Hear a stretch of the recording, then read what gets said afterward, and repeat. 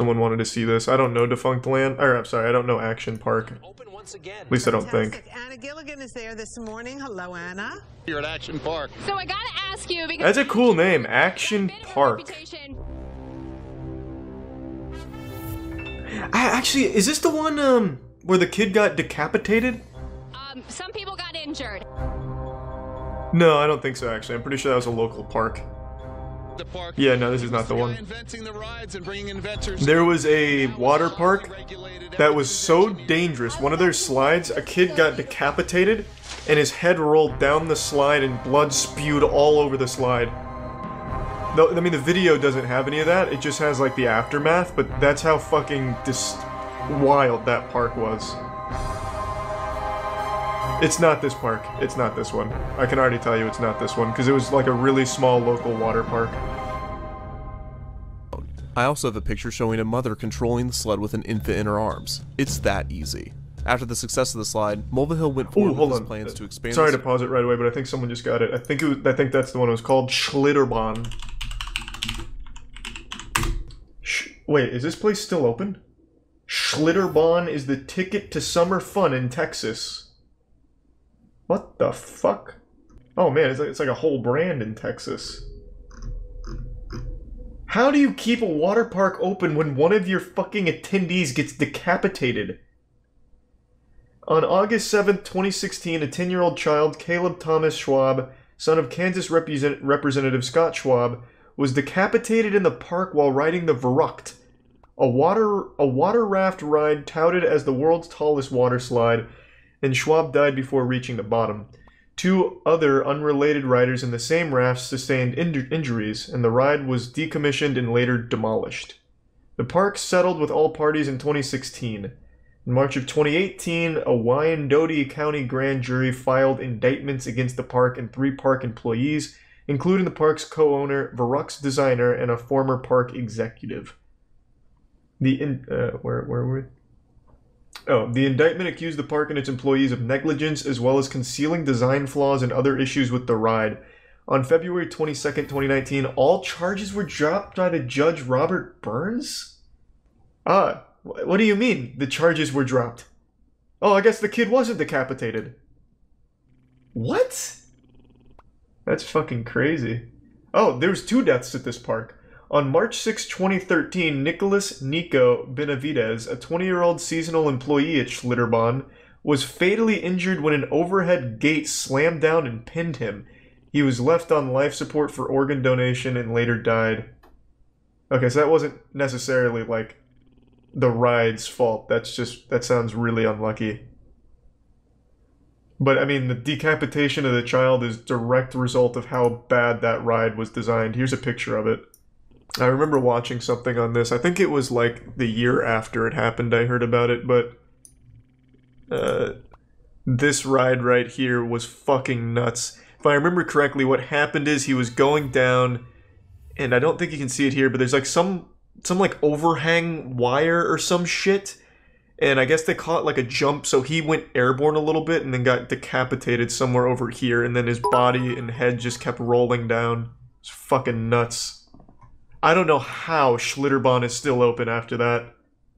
I cannot fucking... Do we have any Schlitterbahn enthusiasts in here? Have you been since? Resort into a water park. Yeah, I've only been to like a water park once or twice in my life. Super painful. More slides, a softball field, a tennis court, and a swimming pool were added shortly thereafter. Little kids to them. I love Action Park because it's so beautiful. It's like coming to Broadway. It's wonderful. What do you mean? Wait, what? Race like a pro. What? God damn it, where is she? You're telling me great grandmammy Ruth is somehow ripping and roaring down Action Park's water slides? I don't know how many of you go to water parks, but that shit is so fucking painful. Like, there's just barely enough water on those slides so you don't actually, like, skin yourself alive and get, like, flogged by the course. There's nothing in the world like damn. Action Park. That's an extreme grandma. Not only was it one of the first water parks of its kind in the United States, Motorworld consisted of 3 types of attractions: land, water, and air rides. On land was the popular battle action tanks. For an additional That's fee, pretty guests cool. could ride inside tanks equipped with tennis ball cannons. That's pretty The goal was fucking to cool. shoot the other tanks in the caged area on one of their targets. I don't care disabling how their dangerous it cannon was. in Reopen it. 15 I'm in. seconds. The other 2 land-based After this. Motorworld attractions were the Lola cars and the Super Go-Karts. Oh, Both here of comes- which were kart race attractions. The The sneeze. Super Go-Karts were driven on a small loop. The carts themselves were designed to max out at 20 miles per hour, but the employees Getting, like, found that sticking YouTube a tennis pranked by ball a to the governor sneeze. device allowed the cart to go. These were boats placed in a small pool and were designed to withstand guests crashing into one another. These were known to leak gasoline, which once required a guest to be examined after too much fuel leaked on their skin. The Oh, boats nice. were also incredibly small, and riders with long legs had to position their feet off the side of the boat. This place does look This fucking led to awesome, though, injuries to and be bone fair. fractures after collisions. Interestingly, Action Park also had an attraction entitled the Action Park Gladiator Challenge, What? partially based off of the popular American Gladiators TV show. This included obstacle courses and jousting matches against the Action This Park sounds like the Gladiators. best park of all Finally, time. Action Park had its own. Moreover, where are the water slides? Yeah, if they just got rid of Waterworld, everything else This seems section put perfect. the action in Action Park. It was home to the tidal wave pool, a 100 feet by 200 feet pool that could hold anywhere between 500 and 1,000 people. The pool's floor was slanted, and the further a guest went in it, the deeper it got. Waves went 20 minutes on, 10 There's minutes nothing off, more and they could reach uncomfortable than, height like, a of over communal 3 pool feet. like This that. was challenging for swimmers Piss of all and skill shit all levels, over the place as the in the pool was water. hard to read, and this spring-fed pool was so Thanks cool again, that Sub Julian. lifeguards would have to rescue guests that could not swim after the shock of the cold water. This was also a popular attraction for men to pull down their pants or women to pull up their tops for the line of people to see. The appropriately named Aqua Scoot gave guests a Of sled, course. with which they would slide down into Just what I wanna do, Sunday show my style dick to a roller bunch of coaster kids at a hurtling into water shallow park. pool Yeehaw. that they would skip across. The diving cliffs had 2 jumping bases, one 23 feet and the other 18 feet tall, with the pool below being 16 This feet. park is The pool was fucking also for nuts. It's like non-jumpers, something I'd some make of in which were Roller unaware of Coaster the cliffs, which Tycoon. resulted in collisions. I'll There was just only have a one lifeguard on duty, 500-foot who had to work dive into extra hard to shark-infested make sure that water. No one was at the bottom of the pool. The kayak experience was pretty self-explanatory and used underwater fans to simulate water rapids. And This was absolutely dangerous, alligators. but that goes without saying at this point. A similar ride, the Roarin' Rapids, allowed guests to ride in a 1 or 2 person raft down a similar river. The Surf Hill had riders slide down a multi-laned, multi-hill slide on a mat. God damn, Riders could that seems easily nuts. cross over to the adjacent lanes and Oh, cause never mind. collisions. And the 7th hill, nicknamed Pretty the lame. Backbreaker, had an additional hump that would send riders flying. Oh, that's the one. Yeah. The Colorado River Ride was Fuck another yeah. ride, this time Holy allowing up to 4 shit. people. As many of the other attractions were poorly crafted by designers that were less than engineers, and most were designed to minimize cost rather than maximize safety. And The rides maximizing became even fun. more Like, dangerous these when rides paired look with the fact that fucking the park sold cool. alcohol at many of the convenience stands, often to minors. These are There some was even a Imagineers. microbrewery near Motorworld. Drink, including an authentic German brewery. Come to Action Park. Honestly, because the Action rides Park are has it the all. Only thing that's great. Labor Day. Only Polish 6 Festival, deaths were September 6th and recorded here? 7th. Reopen. The majority of those employees I were wouldn't go, teenagers but the and were existence not makes equipped me to handle happy. the rowdy guests at the park. On July 8th, 1980, a male employee was riding the Alpine slide when his cart went off the track. He hit his head on a rock during the crash, killing him. He was only 19. 2 Damn, years later, shit. on July 24th, 1982, a 15-year-old guest was overcome by the waves of the tidal wave pool and drowned.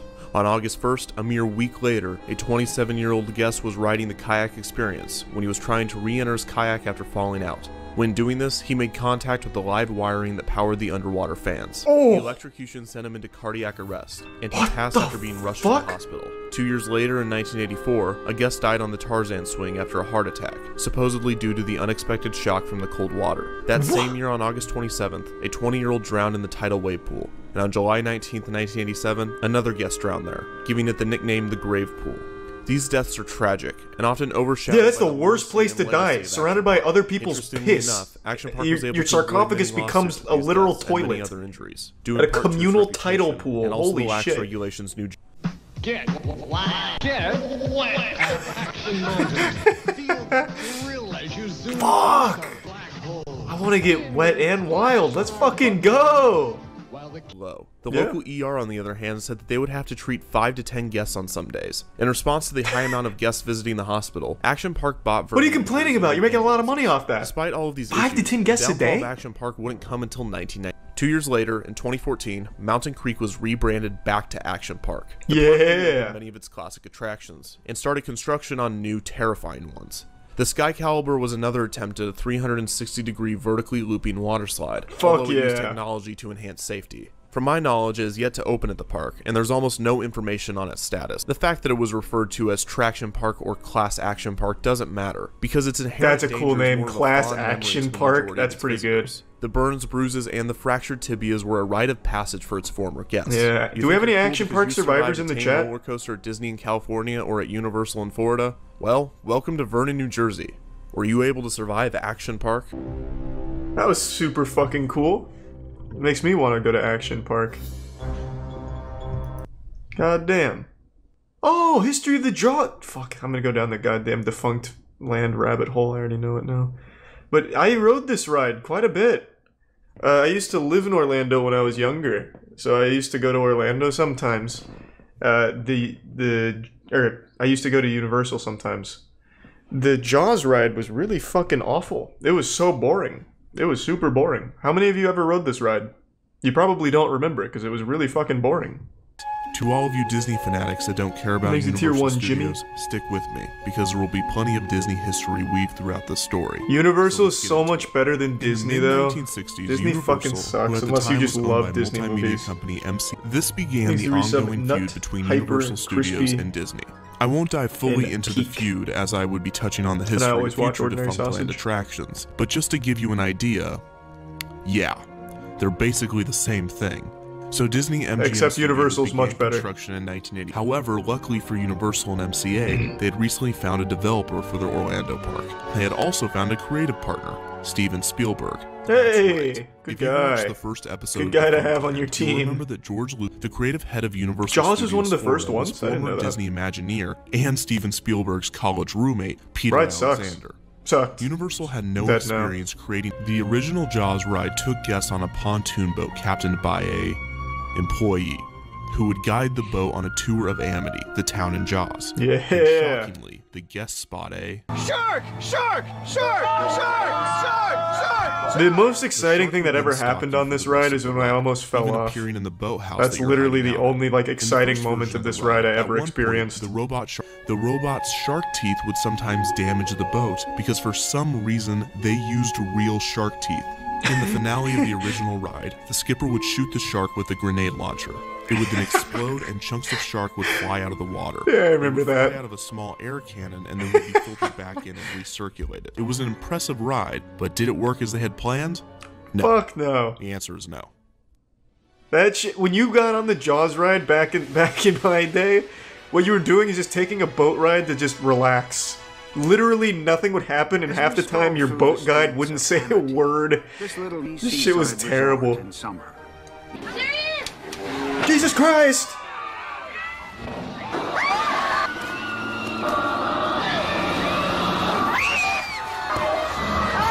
Good lord! MGM Studios, and a year later, What they should have done is just put Studios real Florida sharks in opened there. on June 7th, Fuck it. 1990.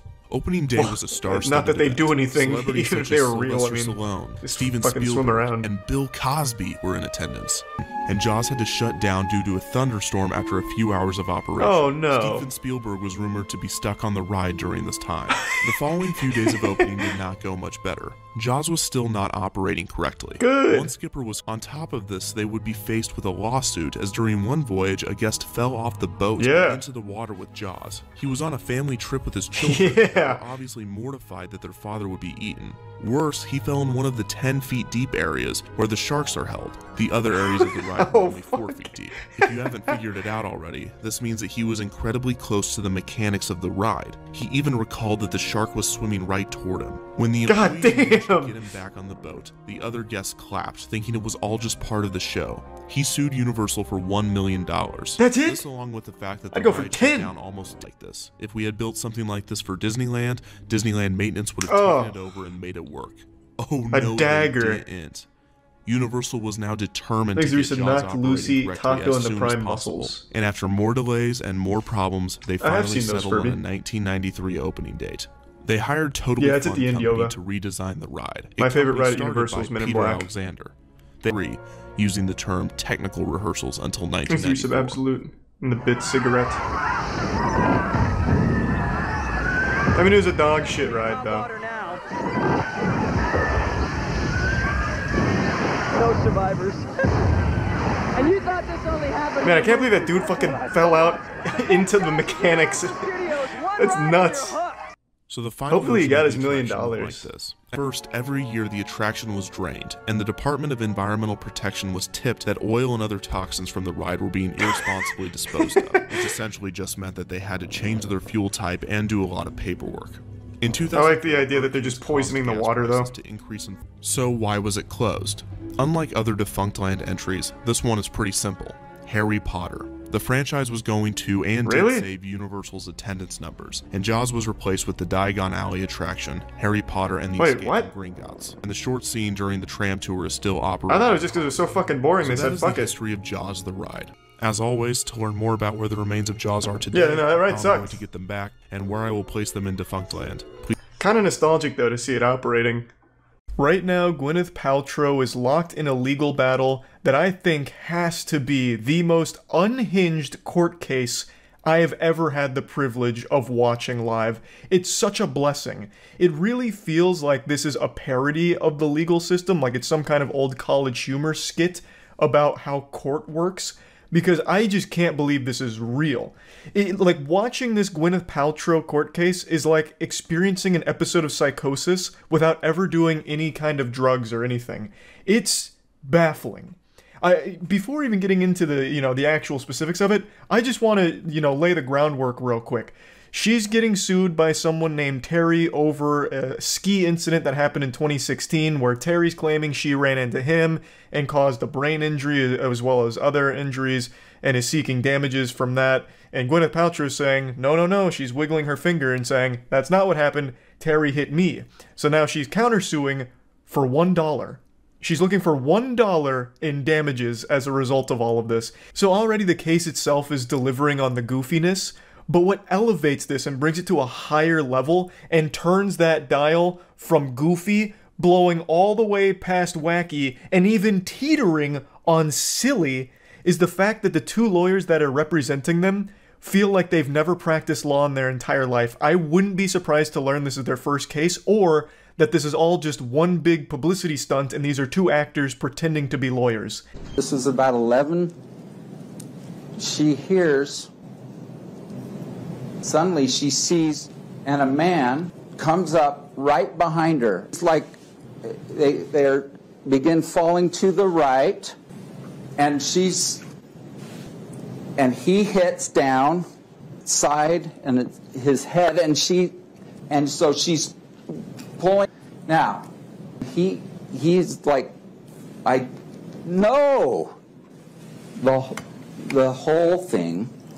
Younger woman, not younger, young. Does that say sad? I can't read it. Now, I know it's not exactly fair to do a little supercut here of his explanation of the situation, but if you just watch the whole thing, it's not much clearer. It really feels like he's trying to recall a nightmare he had after taking NyQuil. Like, he's just trying to recall this dream, and he's not getting it across clearly. Like, even my cat was confused. Like, she came in here and jumped up while I was watching this live, and must have overheard some of his explanation, and then immediately just got the fuck away and went over there, and it's been hanging out ever since. The thing is, like, he's presenting like he's nervous. He is actually delivering his side of the situation like I would deliver a class project back in college, where I'm presenting to the class and I've got the butterflies in my tummy, so I'm fumbling all my words, I can't get any of my thoughts out clearly. Like, it just does seem that he has a problem with public speaking, which I've never really seen from a lawyer before. And it's not like his opposing lawyer, his opponent here in this legal combat, is any better. In fact, she seems like she's just more of a fangirl of Gwyneth Paltrow, and all of her questions are just kind of conversation starters for small talk between them. And keep in mind, this lawyer is representing Terry, so she's supposed to be grilling Gwyneth Paltrow and trying to, like, prove that Terry's the one that's telling the truth and he deserves to win the case. But when I listen to her statements, it really just feels like she's, like, internally freaking out because she's getting to meet and talk with Gwyneth Paltrow. It's so weird. Good friends with Taylor Swift? No. Overruled? You're not good friends with Taylor Swift. I would not say we're good friends. We are friendly. I've taken my kids to one of her concerts before, but we don't talk very often. You've never given Miss Swift personal, intimate gifts for Christmas? Your Honor. Relevance, or I would like a relevance bench trial? Well, she's just said that she wasn't friends with her, so I'm inquiring on that. I was half expecting this lawyer to then turn around and say, if you give me some free Taylor Swift tickets, I'll go ahead and drop this whole case right now and throw Terry to the fucking wolves here. Like, these interactions don't lead to anything. I tried to get the context on what the fuck the thought process here even was with bringing up Taylor Swift out of the blue. And it's apparently because Taylor Swift also did some kind of lawsuit for like $1 in damages as a countersuit back in like 2017 or some shit. But it's still completely irrelevant to the whole case here. It doesn't really serve a purpose to try and establish a connection between Gwyneth Paltrow and Taylor Swift, because that has nothing to do with getting to the bottom of this ski incident and who's at fault and who should be awarded the damages. Now, while we don't know who's fully at fault for the ski incident right now, I do know that you're at fault for bad fashion choices if you decide to miss out on the new Moist Global Swamp Core line. It's our new swamp wear, very Duck Dynasty-esque, beautiful garbs.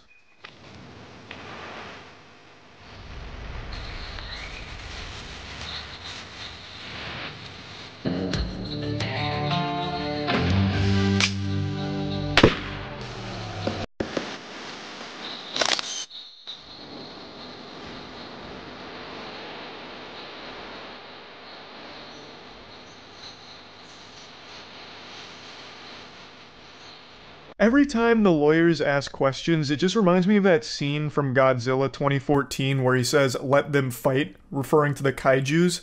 But instead of it being giant monsters here, it's giant fucking weirdos. Everyone involved in this case is weird.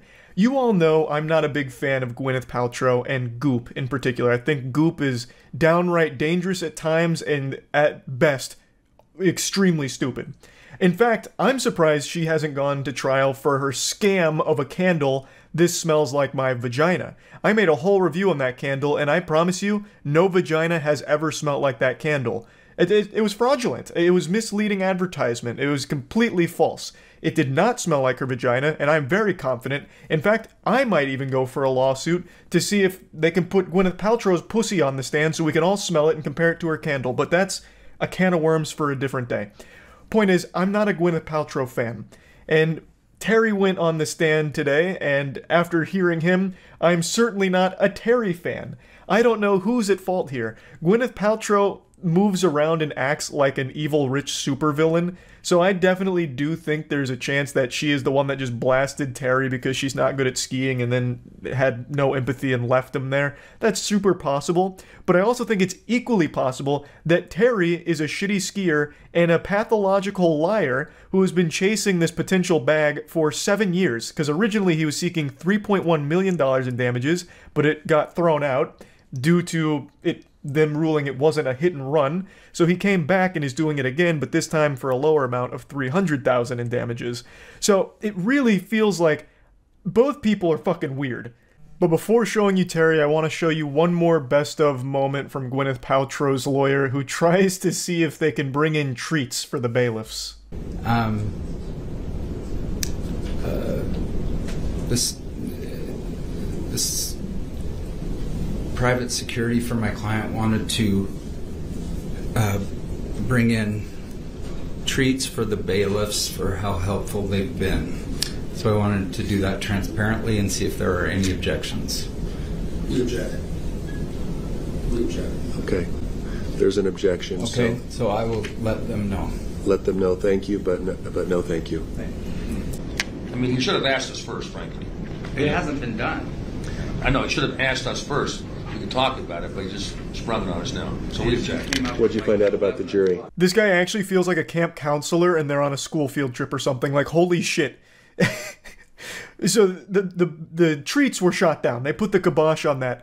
But they were open to negotiate. In fact, they get into a little bit of a tiff, a slight argument about, well, if you'd only, asked us before and discussed it, I mean, maybe we could have all had treats together, maybe even a little pizza party. I mean, you didn't really give us notice. You sprung it up out of nowhere. You ambushed us with it. So, nope, not anymore. Now none of us get to enjoy any of these baked goods. You were asked about the press conference and referring to Miss Paltrow as King Kong. Were you referring to her as King Kong or the noise that you heard? That's leading, Your Honor. What did King Kong refer to? I got to watch this whole segment unfold live, and my god, what a treat. So right now the line of questioning is about King Kong and explaining why he said King Kong. And this is Terry's response.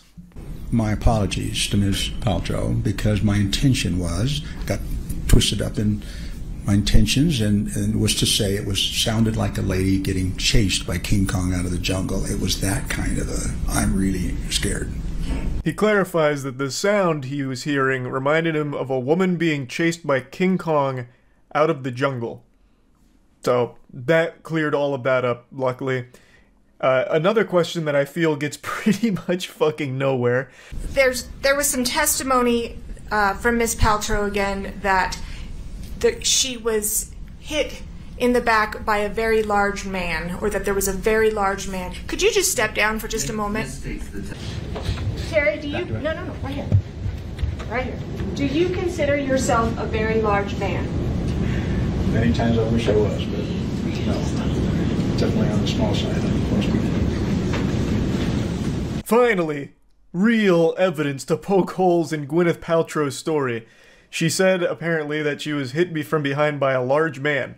So, in order to prove that this is a false claim, she brings Terry out to just embarrass him, like, he is not a large man, this is a small man.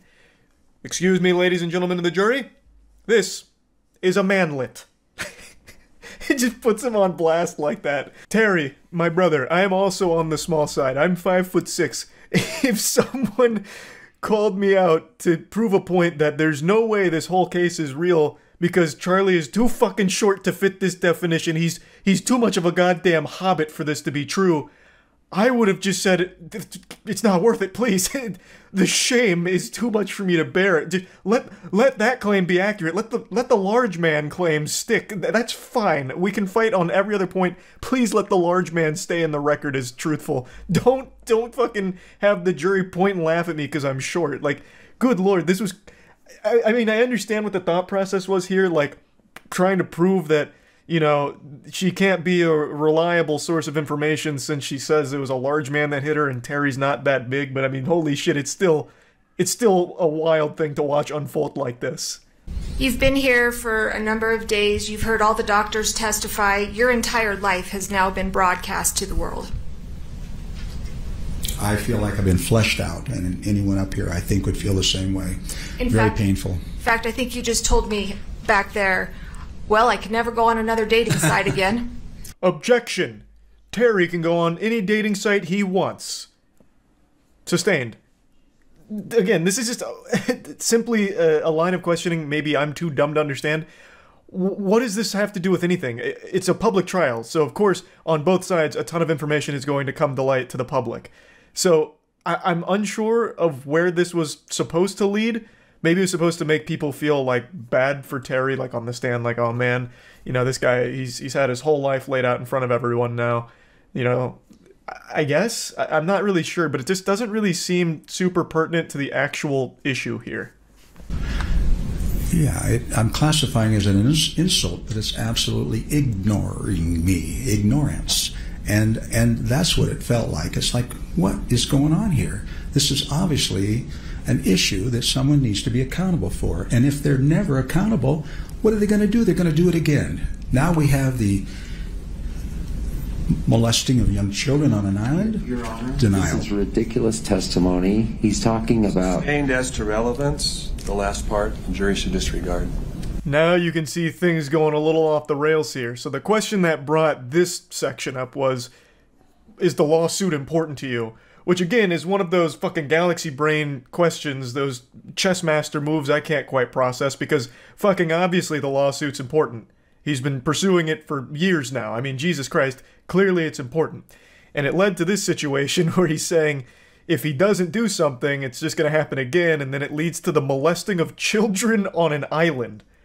So that's a lot to take in right there. That's a lot to digest. I think he's talking about the Epstein Island and the Epstein book. I don't know if Gwyneth Paltrow's name was in Epstein's flight logs on his lists, but I certainly wouldn't be surprised if it was. Half of Hollywood was taking trips to Epstein's Island.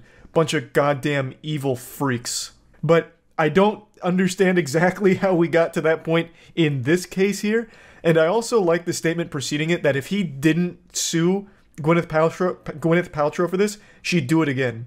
As if like she's just this absolutely rambunctious villain on the slopes out there that is constantly running into people out there like a fucking pinball. Just actually bulldozing everyone she can, and it's up to Terry to stop her. Put an end to her reign of tyranny on those slopes because she just keeps hitting people. It's as you can see, this whole case, this whole trial is wild. You've said you've shrunk and lost weight since the incident, right? Well, I ballooned. Now, when we stand you up, you've lost like 15 pounds and shrunk 3 inches, right? Yes or no? I had no idea. I guess yes. I was just a few days ago. You said I was 175 to 80 and 5'8". Remember? I said that not here. Oh, you know what? In this very trial. Overruled. I know why I said that. It's because the VA records weighs you with all your clothes and everything on, and I knew that's what you were reading was what clothes the VA don't reported. give you 3 inches. You with me? Heels do. Did you have heels on? No, not at all. All right. Now the tables have turned again. Phoenix Wright is back, and he's grilling him on a potential lie here, stating that he had said that he was heavier and taller than he actually is, and says that you stated that you were 5'8", but as we've seen today, you're closer to 5'5". How did you lose 3 inches so quickly? That doesn't make any sense. It's not like you set the height setting from Wumbo to Mini, so what the fuck is going on here? This seems like a lie. And that's kind of the line of question he's going down. The whole thing is just such a weird trial. Like, I feel like half the time they're not even focused on the actual skiing incident. It just goes in all of these completely different directions that you'll never see coming. These plot twists in this trial are wild. And I just wanted to talk about it a little bit because I got to watch a good chunk of it today. And it's something special. So yeah, I just wanted to go over it a little bit. That's about it. So yeah. You all know me, I love my sports. When I hear the word ball, I'm like a dog looking around, ready to cheer for a team and chug a brewski. But you know what I hate more than anything? When sports get ruined. And that's exactly what happened yesterday at the Tour de France. For those that don't know what the Tour de France is, it's like the biggest cycling event of all time. It is to cycling what Jesus Christ's birth was to Christianity. It's absolutely massive, and calling it just a cycling competition doesn't really do it justice. It's more of like extended torture that people sign up for. And you might also remember it because it's what Lance Armstrong cheated in 7 times and then tried to ruin people's lives when they called him out for cheating, and then it was eventually revealed that no, for sure he absolutely cheated. Yeah, it's that event. And yesterday, during like the very beginning of it, there was an absolutely massive crash that looked like this. This looks like something you'd see in like a NASCAR video game when you drive the wrong way and just try and wreak as much havoc as possible. It looks like a fucking traffic jam in GTA 5. It's like we're looking into a big bag of Skittles here. It's hard to tell where the bicycles end and the humans begin. It's just mangled corpses and mangled fucking bicycles all over the place here. And the cause of this crash is so fucking goofy that I just wanted to talk about it. You're no doubt asking yourself what could have caused this level of chaos. You're probably speculating that it must have been a tornado that blew through. Maybe they hit a landmine or something that caused this kind of devastation. But I assure you, it's nothing that extreme. The truth is so fucking goofy. It's like straight out of Looney Tunes. I'm going to show you the clip that has the angle that reveals everything here. Taking a peek behind the curtain. Revealing how the magic trick was done. How the sausage was made. Watch this shit. We are going to get back up out of this. What's sign right there, Phil. Left of your picture. Oh my goodness me. Oh, it was the sign that the rider in front hit. Yep. Got clotheslined by a spectator holding this sign here. It translates to "Go Grandpa, Grandma," or something like that, at least according to the sources I could find translating this sign.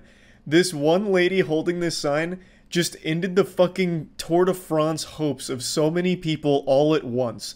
An absolutely remarkable fuck up to a level I've never seen before. Typically when a fan loses control and like ruins their life, it's like streaking at a football game, cocking balls out, and they go to jail for, you know, public indecency, exposure, or whatever.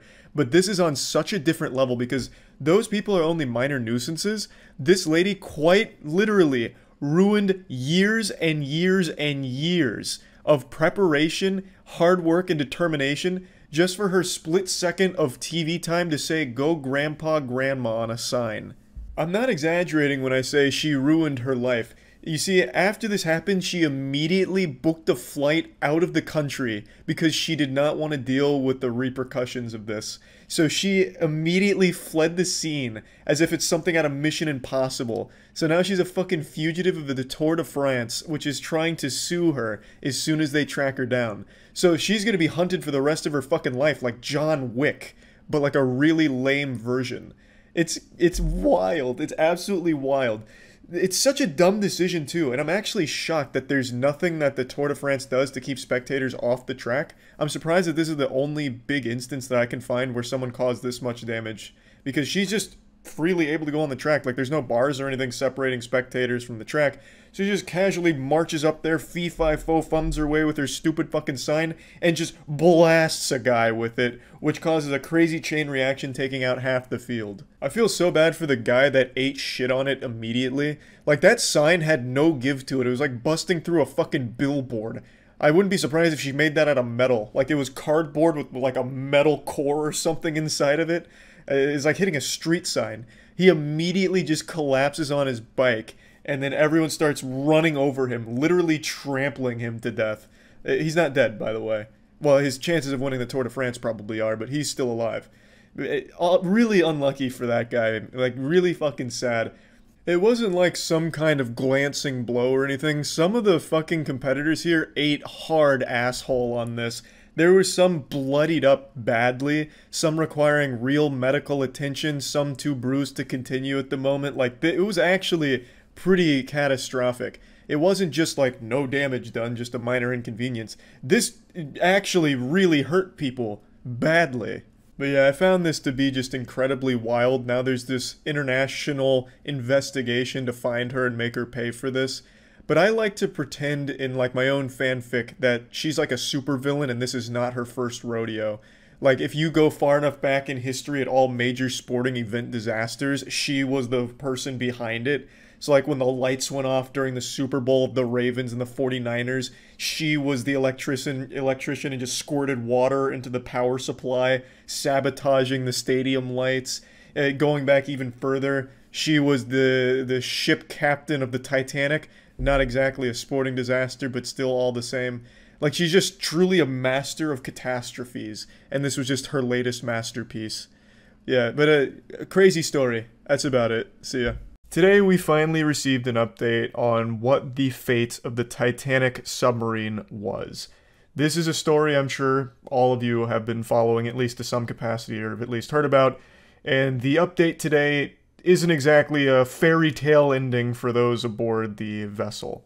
Now, just in case you're in the dark on the situation, I'll give you the quick and dirty. There's a company called OceanGate. It does deep sea dives. One of the expeditions it does is take people to see the Titanic wreckage. They do this in a vehicle called Titan. It's a submersible that goes about 13,000 feet.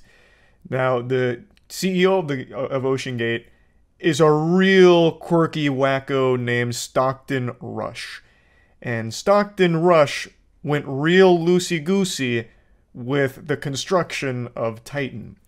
And there was a ton of alarm bells ringing about the potential safety risk that his experimental vessel held for not only himself, but the passengers that he would take down to the Titanic wreckage.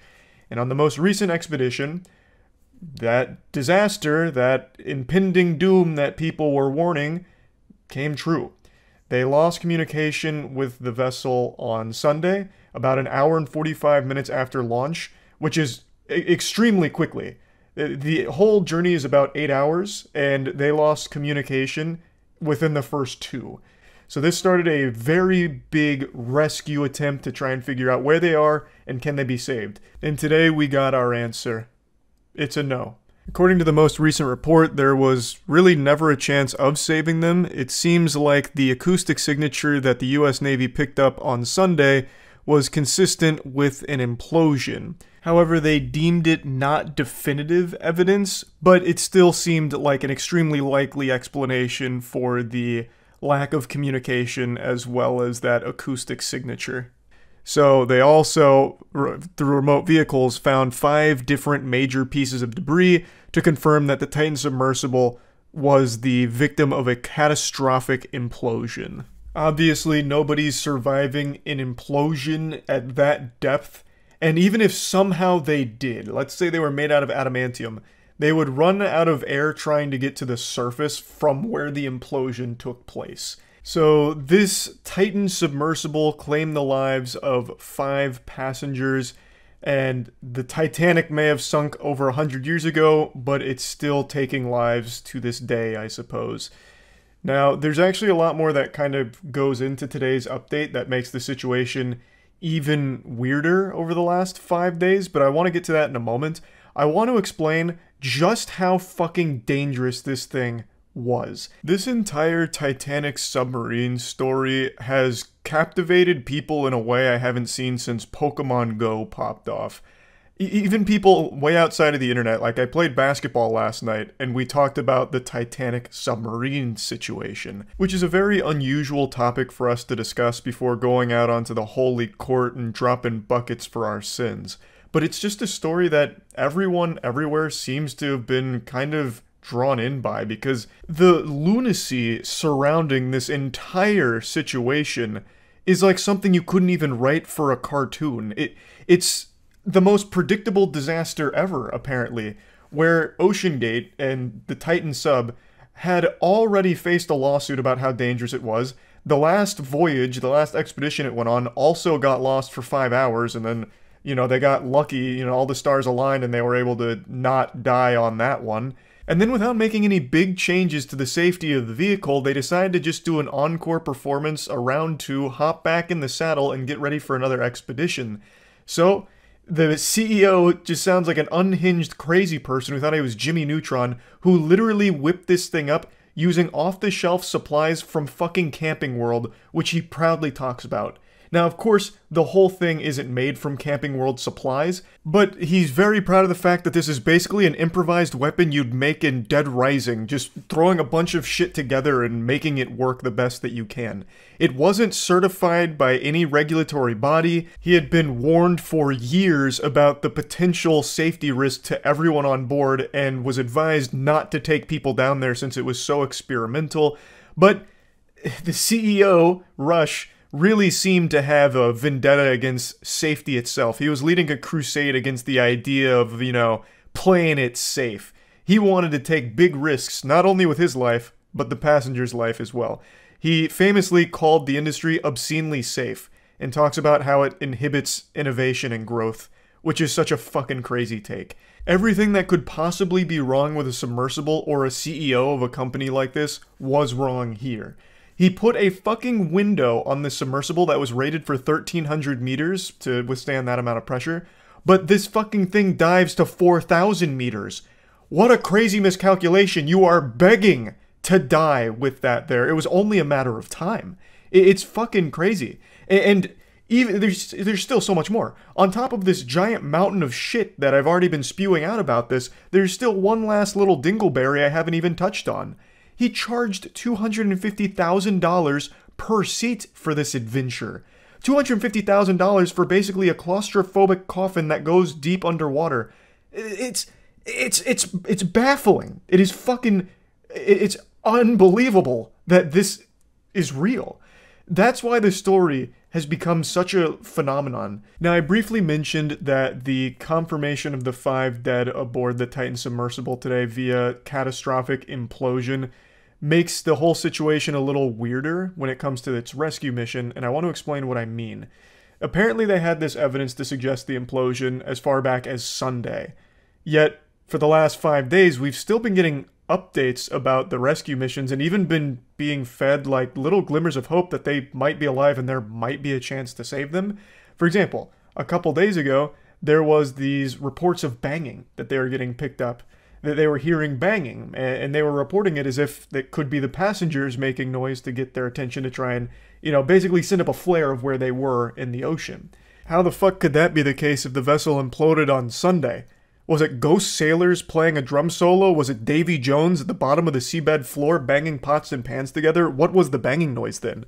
Because again, during, the updates on the situation, everyone was glued to each update and, getting told that there's like this, glimmer of hope, hearing these banging sounds that could potentially be the missing vessel and the people inside making noise. It's just a little odd that they wouldn't come forward like, don't put too much stock in that because we have this evidence here that suggests it's most likely an implosion. And from a couple of sources I read, it seemed like a lot of people behind the scenes kind of already understood that most likely it had imploded. Not necessarily like a mechanical failure or a power failure or something. Whereas the media kind of led people to believe that that really wasn't the case and they were potentially just stranded down there running out of oxygen. Like, Jesus Christ, a lot of these journalists had actual like New Year's Eve ball drop countdowns, an actual doomsday clock ticking down how many hours of oxygen the passengers would have left. Literally just counting down their demise through, lack of oxygen. So if they had evidence that, it was actually an implosion, I don't understand what the point of leading people to believe that they're still there dying slowly and painfully was. That just seems a little odd to me. I don't really get that. I understand that the implosion evidence wasn't definitive, but it still seemed like an extremely plausible explanation that a lot of people seem to think was probably just the truth of what happened. So I don't know why they wouldn't really be focusing on that as opposed to like they're painfully slowly dying down there unless we save them. And again, most people knew once this story broke that there was no chance of saving them. The only way they could have been saved is if they somehow floated to the surface somewhere in the area and it was just a matter of finding where they were on the surface. Because at that depth, 13,000 feet or anything around that depth, there are so little options for a rescue mission. There's not a whole lot that can really be done there.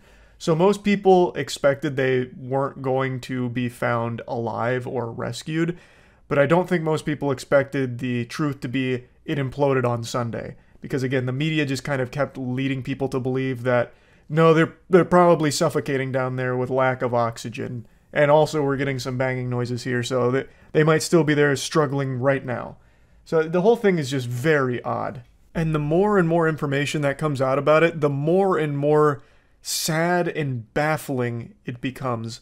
Like, just a few hours ago, it was reported that one of the passengers aboard the submersible, a 19-year-old kid, the son of an extremely wealthy man, had only gone on it because he wanted to do something nice for Father's Day. So he agreed to go on the submersible with his dad despite being completely terrified of it and not wanting to do it at all himself. He just wanted to be there to be supportive of his dad on Father's Day. And it cost him his life. I still can't believe that anyone would show up to the Titan submersible and actually still get on it. There's a walkthrough CBS did showcasing the Titan submersible and everything about it. And I shit you not, it is literally held together by like fucking bubblegum, popsicle sticks, and toothpaste. Like, on some of the levers, there's actual just duct tape there and Sharpie kind of pointing on what it's supposed to do. Like actual fucking taped together components, it seems, at some parts. Like, I don't understand how anyone would actually get there and be like, okay, I'm ready. I'm gritting my teeth. Let's get this done. It's just mind-blowing. It's so fucking unbelievable that this ever operated in the first place. This should have never had real passengers on it. James Cameron just did a whole little interview about it because James Cameron is actually an expert in this field. He's done some of the deepest dives ever recorded. He's been very deep in the industry here, this industry here, for a long time. And he kind of weighed in on, like, everyone knew that what Rush was doing wasn't safe. And they never should have had people aboard. It should have been unmanned or less experimental. You know, everyone knew that what he had built here was going to lead to someone's death, and it was just a matter of time. And yet he just kept doing it, just ignoring them. And it cost 5 people their lives, his included. Just a crazy situation overall. Today was, the final update about what's happened to it. So I at least wanted to give everyone closure in case you hadn't heard yet about like what the situation was with the submersible. So yeah, that's really about it. So yeah. Going to a gender reveal party is like taking your family to Chernobyl. Everyone's at risk of dying. Gender reveal parties these days is basically just acts of terrorism to reveal the gender of your upcoming baby, whether it's starting legendary wildfires in California or just straight up killing your relatives with pipe bombs. It's just absolute chaos. I've been very outspoken against gender reveal parties. I'm like mothers against drunk driving, but for gender reveal parties. Fucking gamers against gender reveal parties. I feel like people should know by now that they're not that special. Your family, your friends, and especially the internet doesn't give that much of a fuck about the gender of your upcoming baby. So just give them the news plainly so they can pretend to be excited and happy for you like everybody else. And if you want to get real wacky, goofy, and silly, bake a cake of pink or blue if you want to. I mean, that's simple and it's harmless. Except with gender reveal parties, I guarantee they'd use like fucking rat poisoning for the food dye and end up killing their whole family revealing the gender with a cake. You can't trust someone that wants to reveal the gender of their baby in a grand, dangerous way, because they're psychopaths. In fact, I even looked this up. You are twice as likely to die at a gender reveal party than you are swimming in shark-infested water. There have been 2 shark attack deaths in 2021, whereas there's been 4 gender reveal deaths in 2021. This is becoming a big statistic. Like, you used to read that shit about a vending machine falling on someone and killing them, and it turns out, like, well, this happens quite a bit, like, 15, 20 deaths a year. Gender reveals are about to make that look like child's play. People are fucking dropping like flies at these parties. And the fucking worst part about it is, the deaths are always like this Looney Tunes fucking Wile E. Coyote kind of thing. Like, one of them this year was a family shot a fucking cannon at their friend and killed them. Like, it's terrible stuff. The reason I'm talking about it is because yesterday there were 2 more deaths at a gender reveal party with a plane crashing. A family hired a plane and a crew to fly around doing an aerial acrobatics show while dropping colored smoke in a banner to reveal the baby's gender to the family that was watching from a boat. And while doing these stunts, they nosedived into the ocean, and the one person on board died on impact, and then someone else died after they were picked up by the rescue team and given first aid. I'll show a clip of them flying around. I'm obviously not going to show the crash, but you can see just how fucking dangerous this shit is. El niño. Rosa.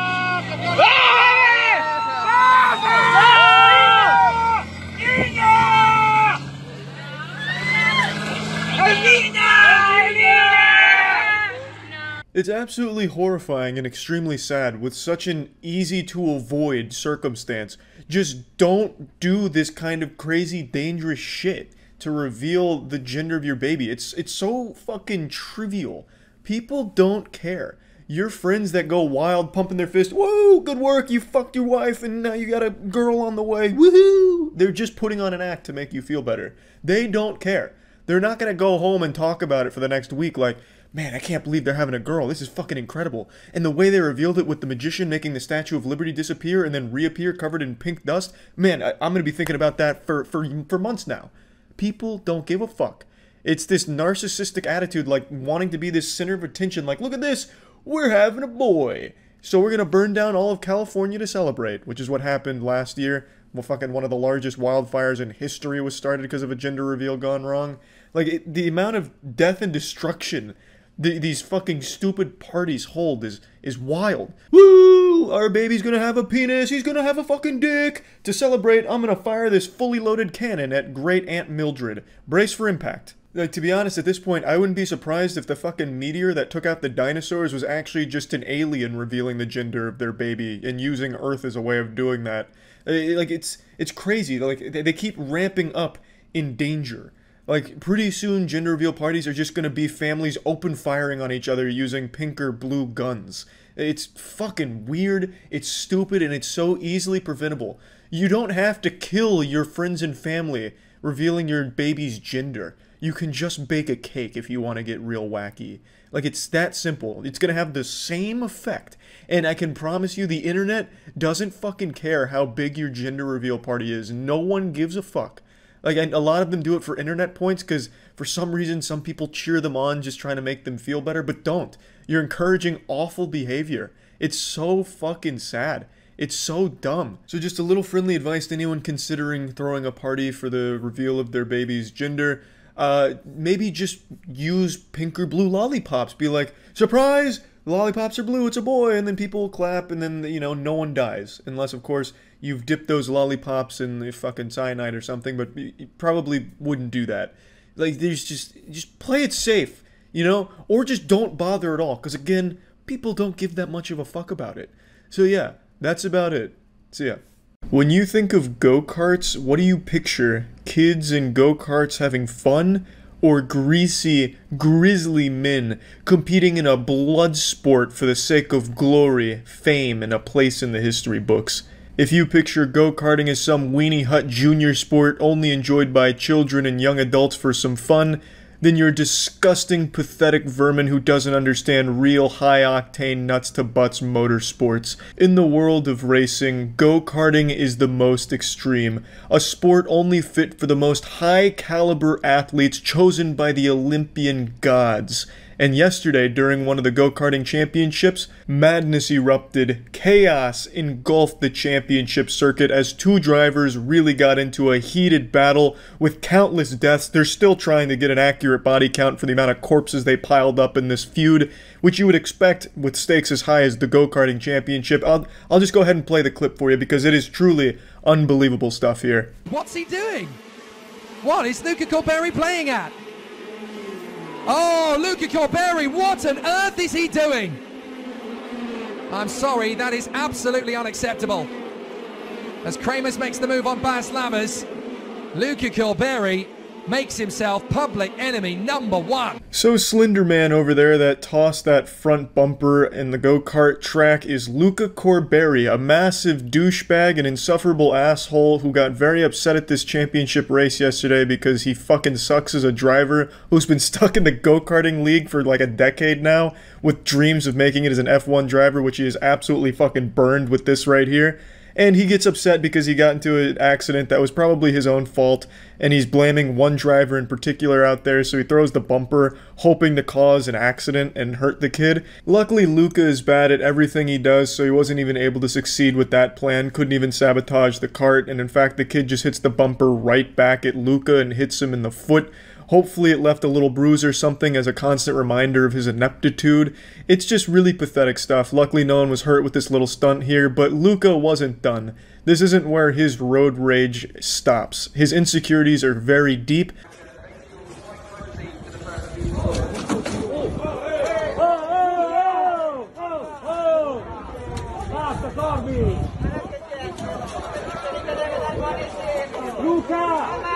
What a real tough guy, charging him when he had no idea he was there. Fucking Luca lurking in the shadows, going for like some kind of stealth Ninja Turtles attack here. Now it's important to note, Luca is not a child. Luca is 23 years old, and the person that he's having this fight with is Paolo Ippolito.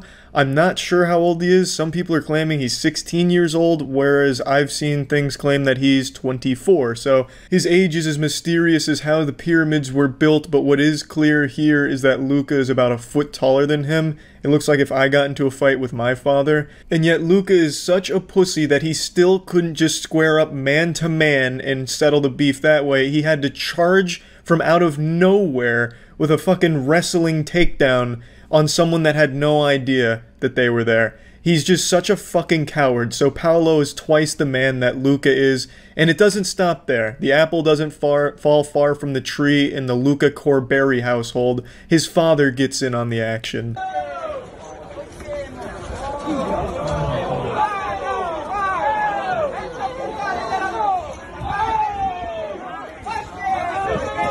The older man in the coat that comes storming in is Luca Corberi's father, who again goes for a cheap shot on Paltrow. It's so fucking pathetic. I know that it's not the Middle Ages anymore and honor doesn't mean anything, but if you're throwing a sucker punch or attacking someone that doesn't even know you're there, you're a giant coward and a huge fucking pussy, and I have no respect for people like that. So basically the Corberry family here in a nutshell. And now I can't show the rest of the video here because it does go on, but Corberry's father throws punches at Paltrow, and you have to be a real fucking idiot to throw punches at someone wearing a goddamn helmet.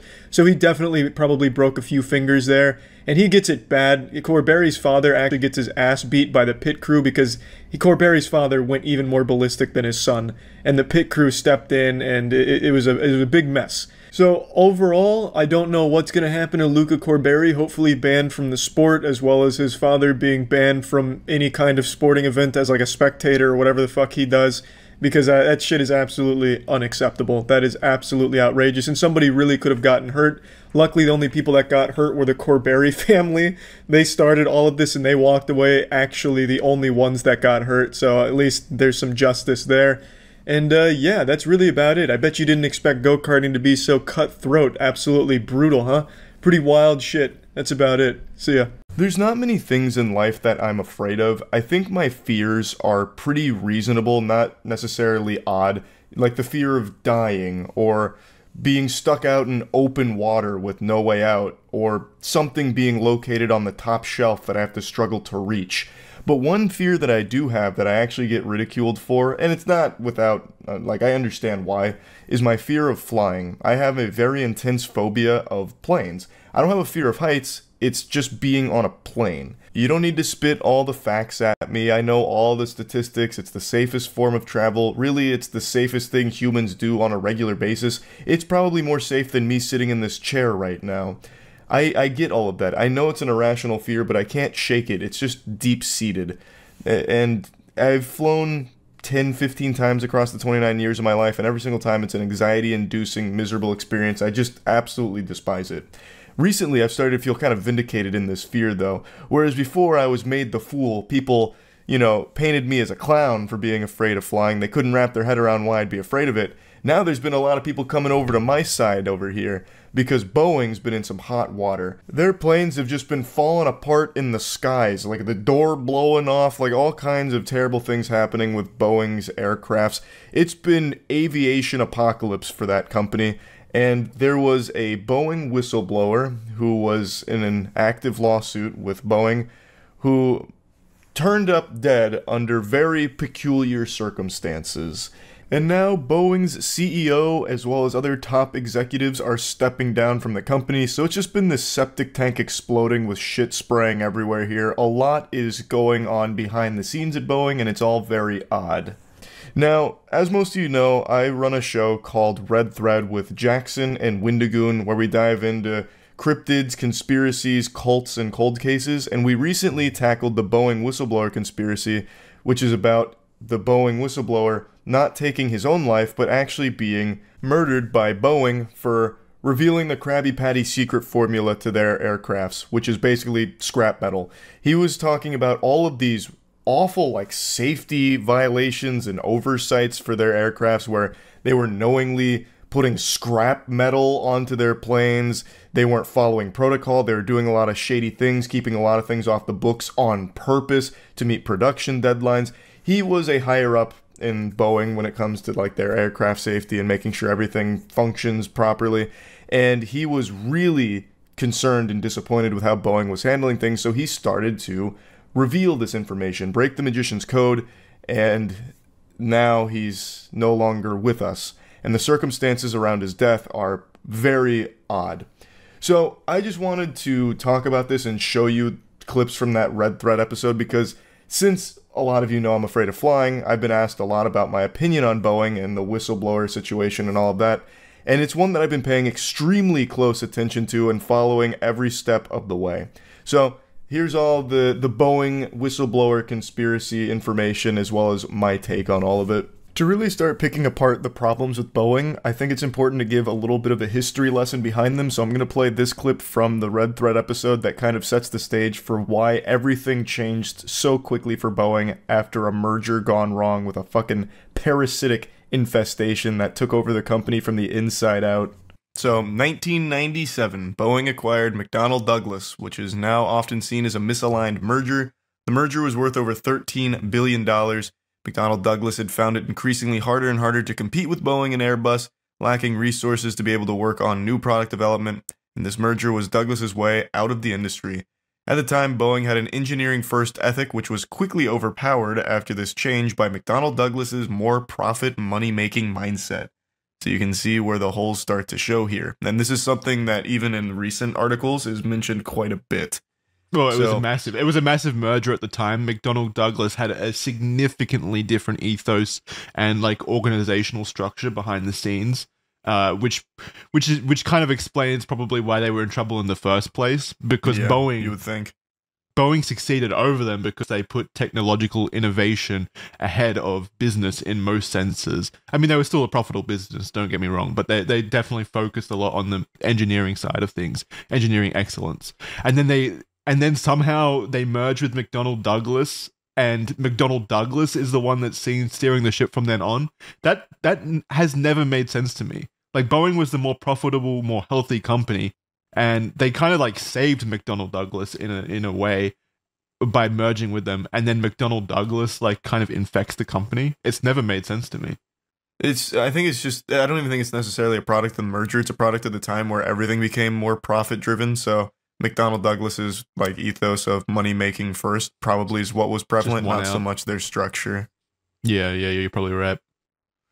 So this is a very cool name. Harry Stonecipher, the Boeing CEO at the time of the merger. Sounds like a Bond villain. I know, it does sound like a Bond villain. It's so cool. I love that name. I wish my last name was Stonecipher. It's so fucking sick. That's it's an unfair. anime name. So he was determined to change the idea of the company from engineering firm to a proper business. Tens of thousands of jobs were cut, and Boeing moved from Seattle to Chicago in 2001. This was done to remove the Strategy Council of Business from being directly associated with other units of the company, thus allowing them to focus more on business decisions and long-term strategy plans without meddling from people actually building the planes. With this drastic change in the company, where now it was all about money-making first, print as many doubloons as possible, Mr. Krabs is running Boeing, they started to throw safety and quality to the wayside, at least according to the whistleblower and a lot of the things that were going on behind the scenes that were so shady. Now, I want to continue setting the stage here because the problems for Boeing really started to escalate over the last decade or so. Boeing created the Maneuvering Characteristic Augmentation System, or MCAS, which is now an infamous system, which I'm sure we're going to talk about very soon. It's described as one of their biggest and most fatal mistakes. It was designed to be a flight stabilizing software that would automatically adjust the aircraft's flight controls under certain flight conditions, but Boeing refrained from telling many people about this system, including the pilots of the aircraft itself. What could go wrong, right? Whoa, what? So, MCAS obtained its data from aircraft's angle of attack, the AOA sensor, which is used to measure the angle between the aircraft's relative wind and its longitudinal axis. This in turn would help MCAS determine if the plane is at risk of stalling, then triggering corrective actions. If by any chance the information relayed from the AOA sensors were wrong or the sensors were faulty, the MCAS system could erroneously send the plane into a fateful nosedive. This is exactly what happened on the Lions Air Flight 310 in 2008 and the Ethiopian Airways Flight 302 in 2019. Tragically, everyone on board both flights died. Just for audio listeners, Charlie meant to say 2018 then. There wasn't a 10-year difference. Yeah, you said 2008. 2008. Oh, sorry. I meant 2018. Yeah. So anyone who was around at that time period, though, remembers when those two crashes happened because they were enormous in the news. It caused Boeing to ground all the flights. Hundreds of people died. It was a very tragic event. Oh, man. They also recalled the 737 MAX in response as well, if I remember correctly. They took the 737 MAX out of production for a little while, and I believe airports refused to fly them. Yeah, for a 2-year period, I think. So the sensor read data wrong and like pulled against the pilot to adjust, which caused a crash. So the AOA, the angle of attack sensor, which is a sensor on the peripheral, like the outside of the aircraft itself, could feed incorrect data to the MCAS system in certain situations, and then the MCAS the MCAS system would operate on that incorrect information and essentially pull the plane. Was there no way to override it? You would think, like, there was. But since they didn't train the pilots on it and the pilots weren't aware of it, they didn't know they could override that system. Dude. So it just, as we're going to get into, the reason as to why the pilots weren't educated about this is so infuriatingly greedy. Yeah, all right. Yeah, sorry. Go ahead. Keep going. So, Boeing had insisted to airlines that the pilots did not need any additional training to fly the new aircraft, and even more damning, all mentions of MCAS were removed from the operations manual that the pilots relied on. As Boeing was in a losing race against Airbus, the 737 MAX needed to fly exactly like the 737, so that pilots didn't have to go through new simulator training for certification. And remember, just real quick, I didn't write this, but remember that it didn't fly exactly like the previous 737 because the engines were more forward on the plane, creating that tilt. So because of that, that's why they introduced the MCAS to offset that, so that it would fly as close to the 737 as possible. You make a system that makes it feel like the old one. Exactly, so they can accommodate for when that system doesn't work correctly. I see. Yeah.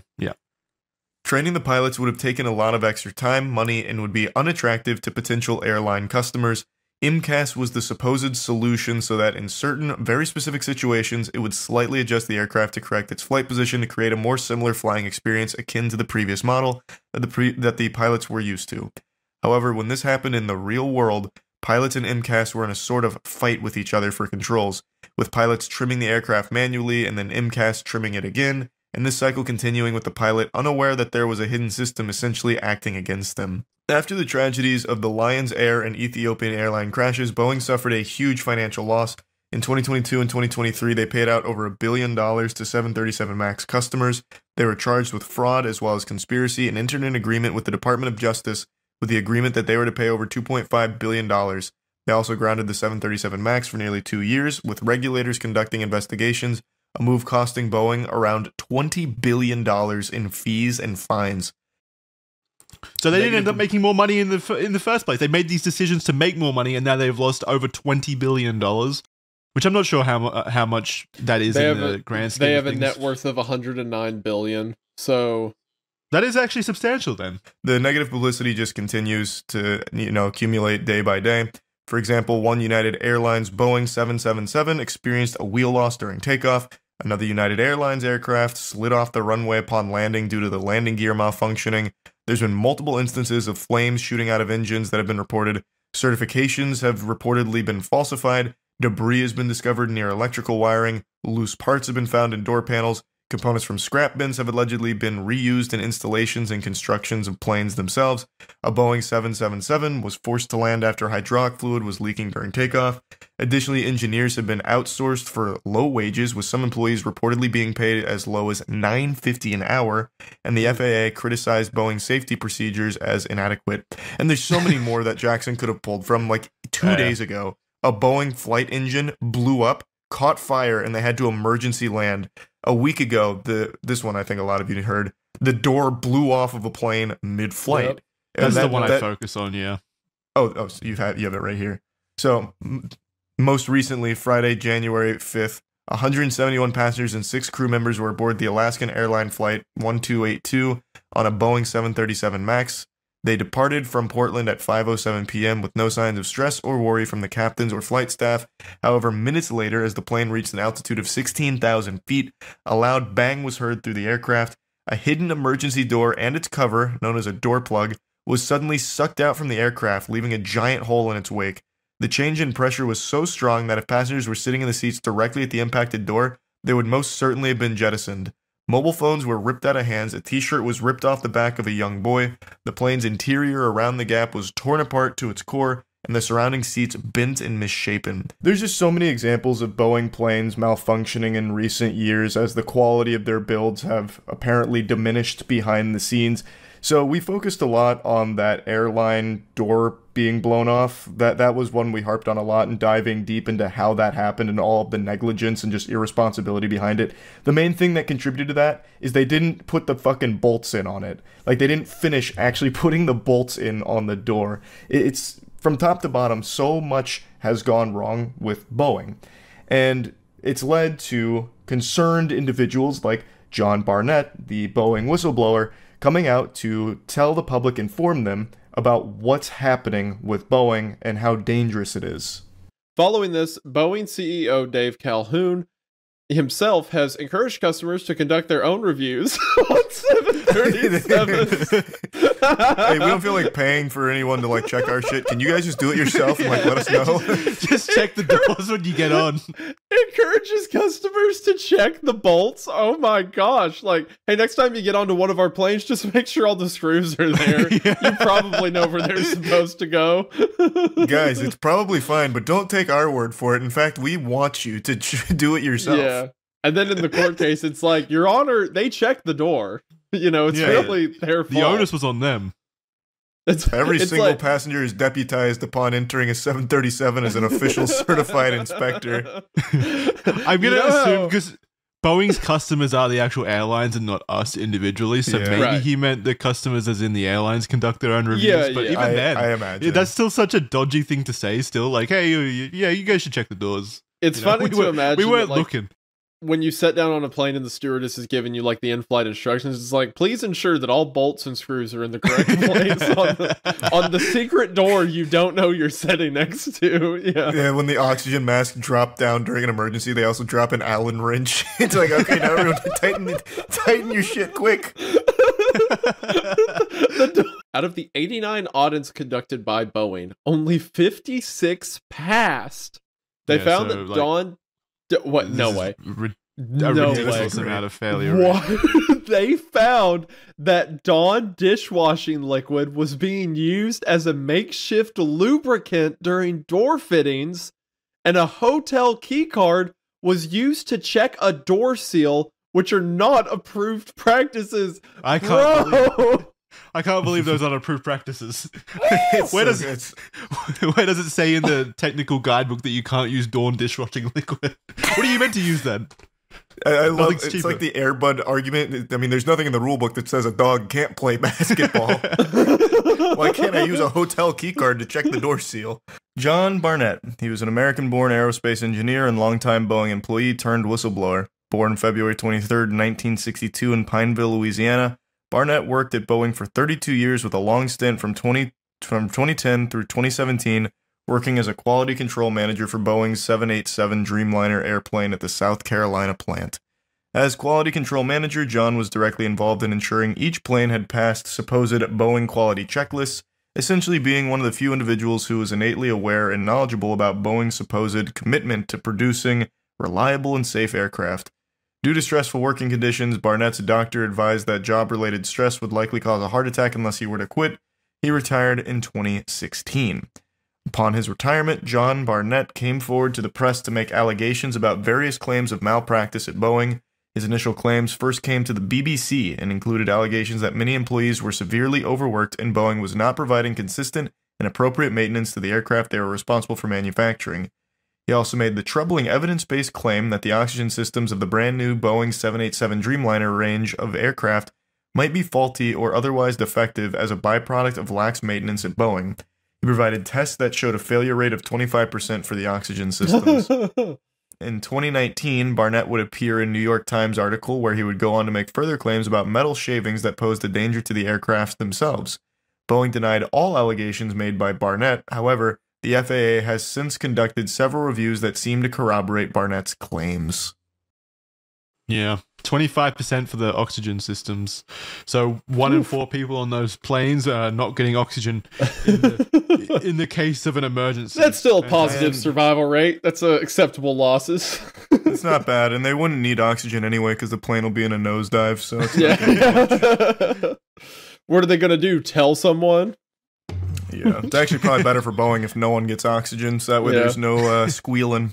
Have you heard that old conspiracy theory that the reason you brace with your head against the chair in front of you in a plane crash is to immediately break your neck? Oh yeah, so you don't feel the pain of the crash. Or something. Yeah. The old Boeing survivors pose. So then here's some more claims from Barnett. So, reprimanded for email usage, Barnett asserts that a senior manager reprimanded and downgraded Barnett for his usage of internal email services as a tool for expressing process violations in lieu of face-to-face conversations, which Barnett assumes had meant he shouldn't put problems in writing. This was seemingly a way for Boeing to avoid a paper trail of problems that Boeing would prefer swept under the rug, which is relevant with the Alaska Airline Flight 1282, which is the door blowing off, where Boeing apparently doesn't have any written documents pertaining to the faulty installation of the door module. Barnett also alleges that the manager pushed Barnett to get more used to working in the gray areas and help find a way while maintaining compliance. This speaks to a direct willingness and culture at Boeing where employees and managers are willing to sacrifice quality control to keep productivity high and ensure deadlines are met. Then there's also defective parts claims, where Barnett claims that a senior manager installed a defective, scrapped and dented hydraulic pipe in a plane. Barnett followed procedures and filed the complaint with Human Resources, which was unable to substantiate the claim after claiming they had followed through with an investigation. He also claims that he would go on to continuously raise issues of several more missing and defective airplane parts to management with the fear that they had either been accidentally or intentionally installed in aircrafts. Allegedly, management instead directed him to finish the paperwork on the missing parts without necessarily determining where they had gone. Yeah, it doesn't matter. They fell into the fucking back rooms. Who cares? Just make note that they're missing. Barnett claims no further action was taken by managers. His claim that workers did not sufficiently follow component tracking procedures with the goal of preventing delays on the production line was backed up by a 2017 Federal Aviation Administration report that determined that at least 53 non-conforming parts were missing, with the order that Boeing take remedial action. Barnett additionally claimed that they had to change the locks on the scrap storage section of the facility where faulty or defective parts were kept, because people would continuously grab parts from the storage to install on planes. Fuck. You have to lock up, problem at Boeing. You have to lock up the scrap shed because they keep trying to build planes with them. Just fucking get rid of them, burn them. Stop them from being installed in these planes. It's like everyone's rats like running around scavenging. Like, no, stop. Get back. Yeah. Tony Stark built this Boeing in a cave with a bunch of scraps. So bad. Metal shavings. Barnett further alleged that he had discovered what he described as clusters of metal shavings that were erroneously left near electrical systems for flight controls in several 787s. The safety implications of this was that if there were shavings, the implications of this was if the shavings were to penetrate the electrical wiring responsible for powering the flight control systems, the results could have been catastrophic. So, in 2024, Barnett continued to issue warnings about Boeing and their work culture and vehicle safety, particularly following Alaska Airline Flight 1282. Barnett would go on to file an AR-21, which is a law that supposedly protects airline safety whistleblowers against retaliatory actions by employers, with the claim that Boeing had undermined his career because he had raised safety concerns at the Charleston plant. It's worth mentioning he was in an active lawsuit against Boeing, and he was in South Carolina, and on Saturday, he was intended to provide further answers to questioning, but did not show up to the downtown office of Boeing's defense firm for the final day of the 3-day deposition. He did not respond to calls over that day or the following. He was found deceased shortly after in his truck at a hotel parking lot from what Charleston County Coroner's Office described as a self-inflicted gunshot wound. Prior to his death, Barnett reportedly told a family friend that, "If anything happens to me, it's not suicide." Boeing responded to his death by releasing a statement that read, "We are saddened by Mr. Barnett's death and our thoughts are with his family and friends." Barnett's family claimed that he was looking forward to having his day in court and hoped that it would force Boeing to change its culture, though was suffering from PTSD and anxiety attacks as a result of being subject to hostile work environment at Boeing, which we believe led to his death. His lawyer told the CBS News that he was in very good spirits and really looking forward to putting this phase of his life behind him and moving on. We didn't see any indication he would take his own life. No one can believe it. Barnett was found inside his vehicle, bleeding from his right temple with a silver pistol found in his hand and something allegedly resembling a note in the passenger seat. A groundsman told police that he had heard a pop around 9:24 a.m., but The rain had apparently muffled the sound. Barnett and his lawyers had filed their first complaints in 2017 in Barnett vs. Boeing. It seems suspicious, to say the least, that Barnett would commit suicide when his case was finally in the final stretch. A family member told his lawyer, Turkowitz, what was written on the note, but that it didn't sound like John. Which I imagine it didn't. It sounded like Harry Stonemason or whatever his name was. Harry Stonecipher. Yeah, Stonecipher. I think the biggest thing that makes no fucking sense here is not only the timing of it, where he's like in the last phase of this, but also he decides to blow his brains out in the parking lot as opposed to his room. Why? That makes no sense. If he was going to kill himself, it'd likely be in his room, not in the fucking parking lot. Yeah, that is a good point. I didn't think of that. Maybe he didn't want to do it. He didn't want to create a mess for like the house cleaners or something. And so he figured that his car would be the most... Well, then he's creating a mess for the tow truck company and every human being that would be walking outside and might see a blood-splattered window. Yeah, I don't know. Yeah, I don't know why you would choose to do it in the car, realistically. Well, because he didn't choose to. It wasn't a suicide that he consented to. It does ultimately seem unlikely that Boeing would plan to murder a whistleblower, but only because there are many other whistleblowers and it would be highly impractical for Boeing to assassinate all of them.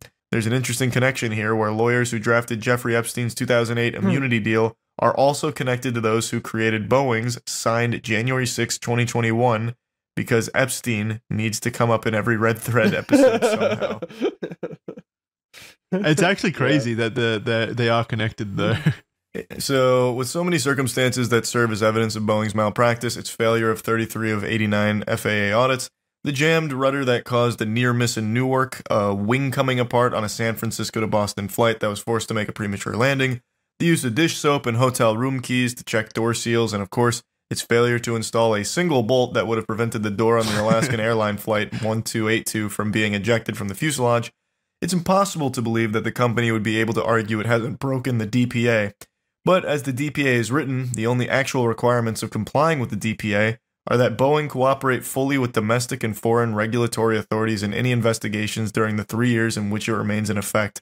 It's essentially toothless. Yep.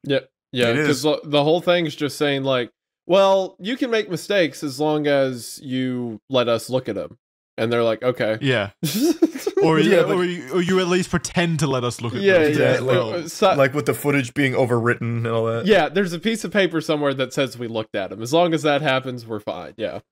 Boeing maintains that it has cooperated fully and transparently, but that it is unable to provide documents that the agency is seeking because it doesn't possess the documents and, indeed, no longer documents the repairs and procedures the agency is asking for documentation of, in reference to the installation and maintenance of the door.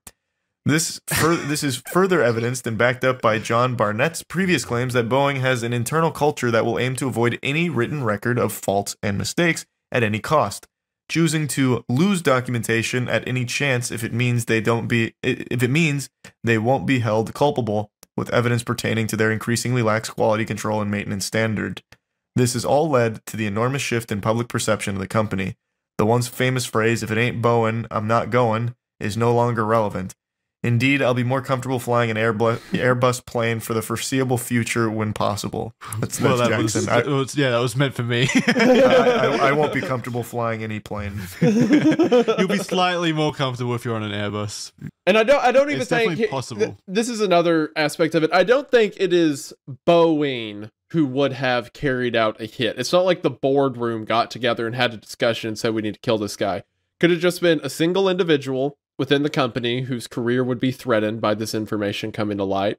So he just has it taken care of without consulting anyone else. Yeah. My main hang up with the whole assassination idea, and I agree with you, Isaiah, mostly. I think it's definitely possible that it was something like that. My main hang up with the idea is just how much I think Boeing would have been aware how much noise would have been generated by an assassination on a whistleblower, and I think they would have known that they would have had that kind of perception if that were to occur. So I don't know if it was necessary on their end as well. Like was said in the document, there's a whole bunch of other whistleblowers currently from Boeing. They already have this reputation issue. I don't see why it would be necessary for them when they're pretty much invulnerable anyway. Necessary is probably not the right word. Like, I feel like the reason they would have killed him in particular is just because of how high profile he, like, I don't know any of the other whistleblowers. I don't think many of you do, but Barnett was in, like, the news. He was bringing these problems to the public sphere. Like, hey, Boeing's shit is made out of shit. Like, they're using scrap metal. It's not safe. I wouldn't fly it. Like, this kind of stuff. Like, he was a pretty important figure in getting people more aware of just how, like, poor their quality was, and he had a very high ranking position. Like, he would be a very strong authority on just how bad their quality control is, so it's someone people would put their faith in to know these things. So I feel like he would be one of those people they'd be afraid of. Now, whether or not they'd necessarily be like, we have to kill him, I don't know, but maybe someone was panicking, like, hey, if this keeps going, if he keeps dropping these, you know, bombshells, we're going to suffer big problems. And maybe someone just, you know, impulsively decided we need to do something about it and decided to kill him. Because it just seems highly unlikely that someone who's right at the end of, like, a very passionate fight decides to take their own life. And if it's not suicide, then another thing that's equally possible is maybe Boeing started putting out, like outside pressure on him, like, hey, threatening his family, we'll do something to them. We'll make sure your family's in financial ruin. We'll make sure their lives are miserable if you don't stop this, that kind of thing. Like they could have suicide. Yeah, they could have, like, coerced him into it. Like, they mentioned he was suffering from, like, PTSD and anxiety attacks. So maybe Boeing plays into that angle by making all of these, like, bigger threats that, like, make his anxiety even bigger and greater. So, like, even if they didn't necessarily get it, like, fucking Agent 47 out there, like, I still think they could have driven him to it, like, forced it upon him, which I'd still consider, like, a hit. Yeah, that's definitely possible as well. There's a lot of liars in the world, not to put the fear of God in you and have you looking over your shoulder every moment of your life, but you can't trust anyone except me when I say, I fucking told you. About a year ago, I made a video talking about how dangerous and stupid gender reveal parties were, and how this tradition practiced by inbred narcissists is just absolutely destructive, obsolete, and the dumbest goddamn thing there is. In that video, I go over a few of the wildest stories that I could remember, such as a couple having an alligator chomp down on a blue balloon to tell their family that him and his sister are having a baby boy. Another person started an entire 48,000-acre wildfire. Another family had made a pipe bomb that ended up killing their family member. They were supposed to shoot out, like, a blue explosive, but they made just an actual pipe bomb that just annihilated a family member. Just some actual dangerous garbage. But I also said in that video this. Raged on for 47,000 acres worth of incinerated shit. It actually makes me a bit curious. Perhaps the origin of the California wildfires that just fucking annihilated everything was probably the gender reveal party gone wrong.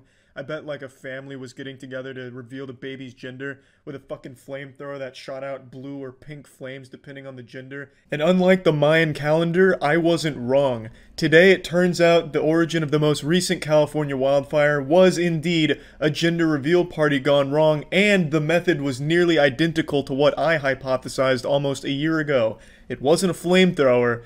It was a smoke thrower, a fucking little goofy smoke machine, like some Looney Tunes Acme dynamite that they plunged and just started the entire wildfire with.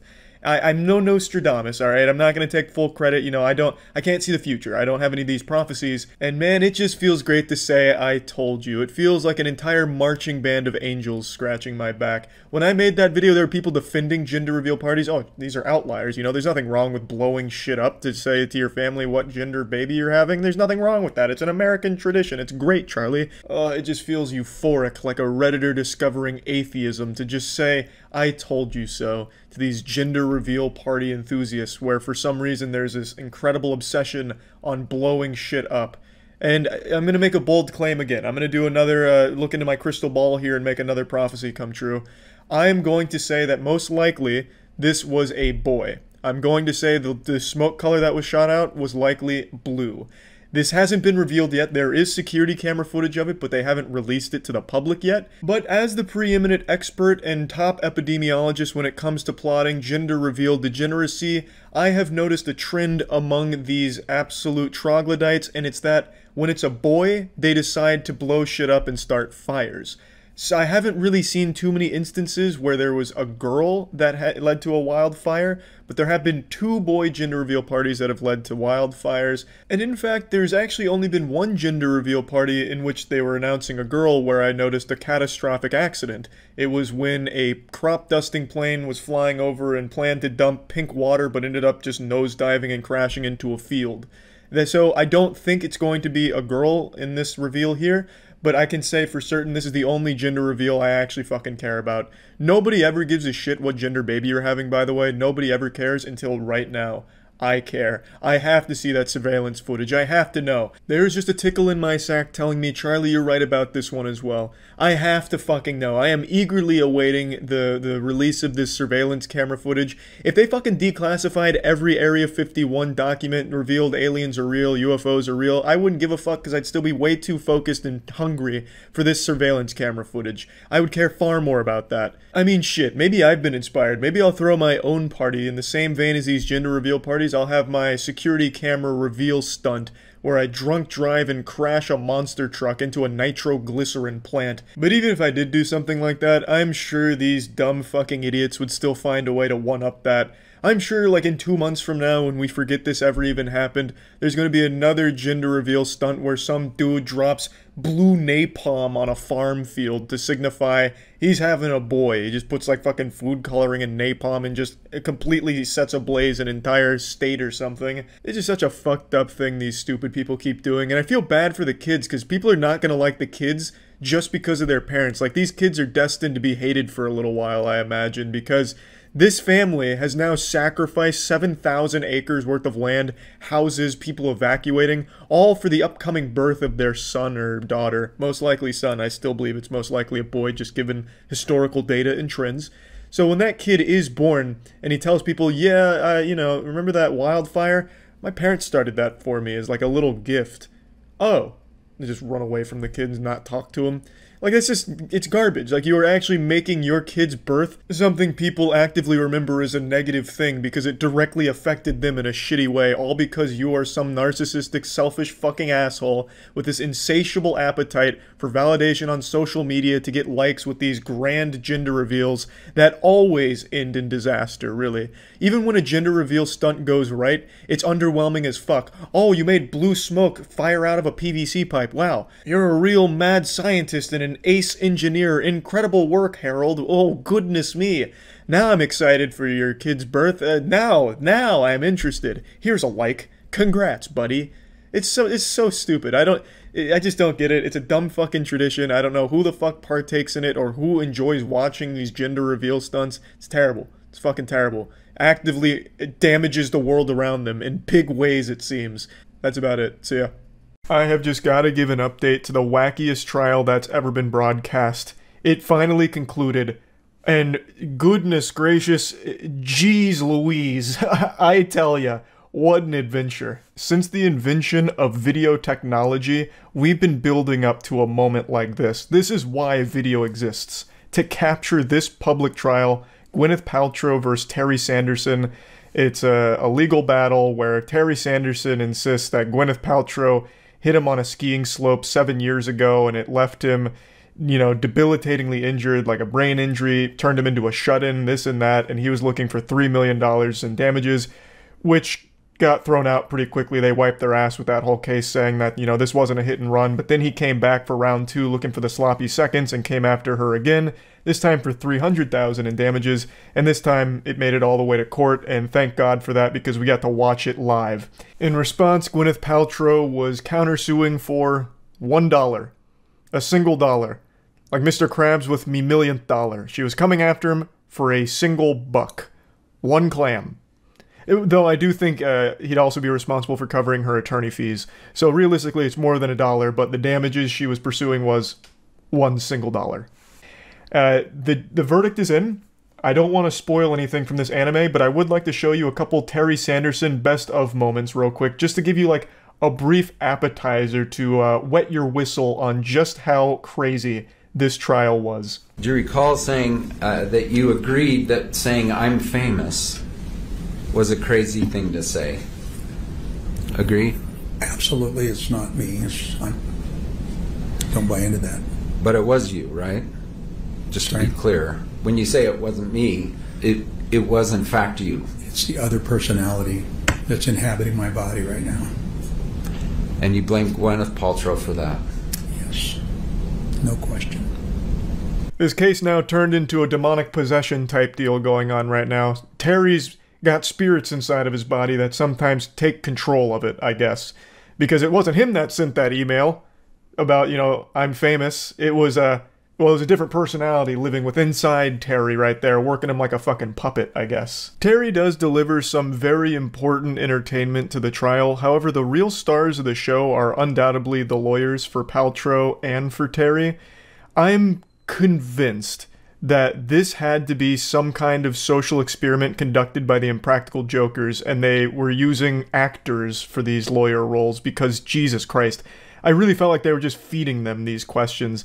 The lawyer for Terry, she was pretty much a huge Gwyneth Paltrow fan and was just asking softball questions and conversation starters, literal small talk that you'd see from like Ask Reddit advice on how to talk to like your celebrity crush.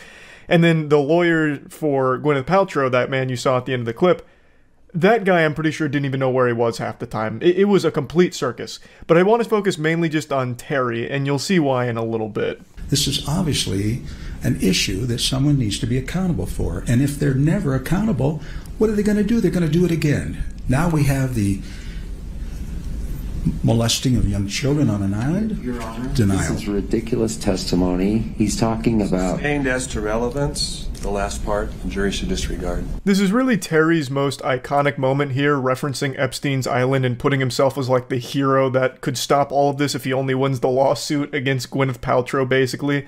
He hypes himself up like the fucking Batman who's standing up to her to put a kibosh on her hitting people on the slopes, as well as, like, you know, not letting it spiral out of control where kids start getting molested on an island. Now, like I said, I would wager a guess Gwyneth Paltrow has probably flown on Epstein's airline. Half of Hollywood has. Bunch of fucking evil weirdos out there. But it also has no relevance to the case at all in a fucking skiing accident and figuring out who was at fault. Now, I mentioned at the beginning, Terry was claiming he suffered huge injuries from this thing. Traumatic injuries, you know, debilitating stuff that, you know, made him a shut-in because he was afraid to go outside now after experiencing such pain. Well, that got called into question in a big way. I'll just give you a little montage of all of the pictures that Terry took over the last few years since the incident of him traveling the world and doing pretty intense things like fucking parasailing. So they start poking holes in that claim of, you were so injured that it turned you into a shut-in, yet literally, you know, not even a full year later, you're already back skiing, you're parasailing, you're riding mopeds, you're going fucking hog wild. After the collision, up in the ski resorts, or what is this? Yeah, about a year later. I think I was just walking up in the hills above my house. Okay, page 63. Is this you skiing after the collision? Is this you on a camel? It is. What country? It's Morocco, because the Kia had Morocco heritage. Let's go to 84. Is that you in front of something cool? Yes, one of millions of temples in Thailand. Is that you? It is, yes. Poster boy for fitness at age 75. Would you agree? Driving range, right? Yes. 80. Is this you? Are you in this river cruise, river boat? I believe so. Okay. Yeah. Page 81. Did someone you were with or you go parish sailing? This was in Switzerland. It seems Terry has traveled more than Jackie Chan did in Around the World in 80 Days. Terry has been everywhere and done everything, fucking parasailing. You know, all of that's super cool, but you have to keep in mind, this was post, you know, Armageddon here, where he claimed that ski accident with Gwyneth Paltrow was debilitating, changed his whole life, turned him into a shut-in, left him with permanent injuries, and yet he was still super active doing, like, physically demanding things, like going skiing again not long after the collision, fucking parasailing. That's a little interesting. So they kind of grilled Terry, and I want to make it clear, it's not like Gwyneth Paltrow did an amazing job either. It's not like her team was like fucking crackshot ace detectives, and it's not like she looked like some kind of genius saint up there or anything. But surprisingly, she looked sane in comparison to the rest of the circus around her, which is crazy because she fucking founded Goop, which is literally one of the stupidest goddamn things on the planet. I will still never get over her, this smells like my vagina candle scam. Very fraudulent, bad business practice there, because that smelt nothing like pussy. And certainly not hers. Absolutely not. But again, she wasn't amazing, but compared to the rest, she did enough. I'll go ahead and show you the verdict now. Paltrow at fault? No. Was Gwyneth Paltrow's fault a cause of Terry Sanderson's harm? Oh, no, skip that. There's just no response there. Okay. Was Terry Sanderson at fault? Yes.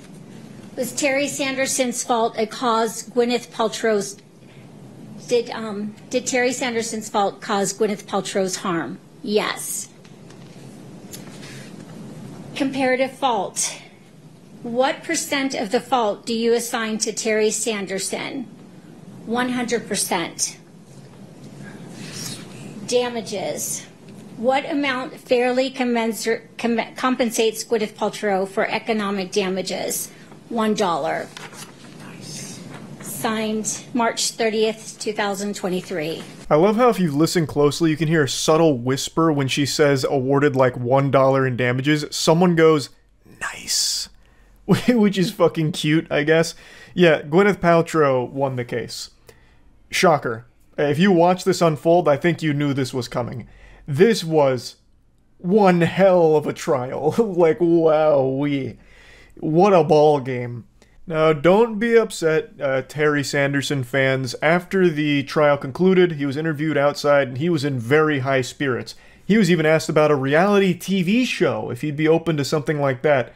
Which, of course, you know, being the humble, not narcissistic gentleman that he is, he said, oh, no, I don't think so. I don't think I'll do a reality TV show. No way. Get out of town. But I'm not too sure. We might see more of Terry Sanderson in the limelight after this whole debacle here.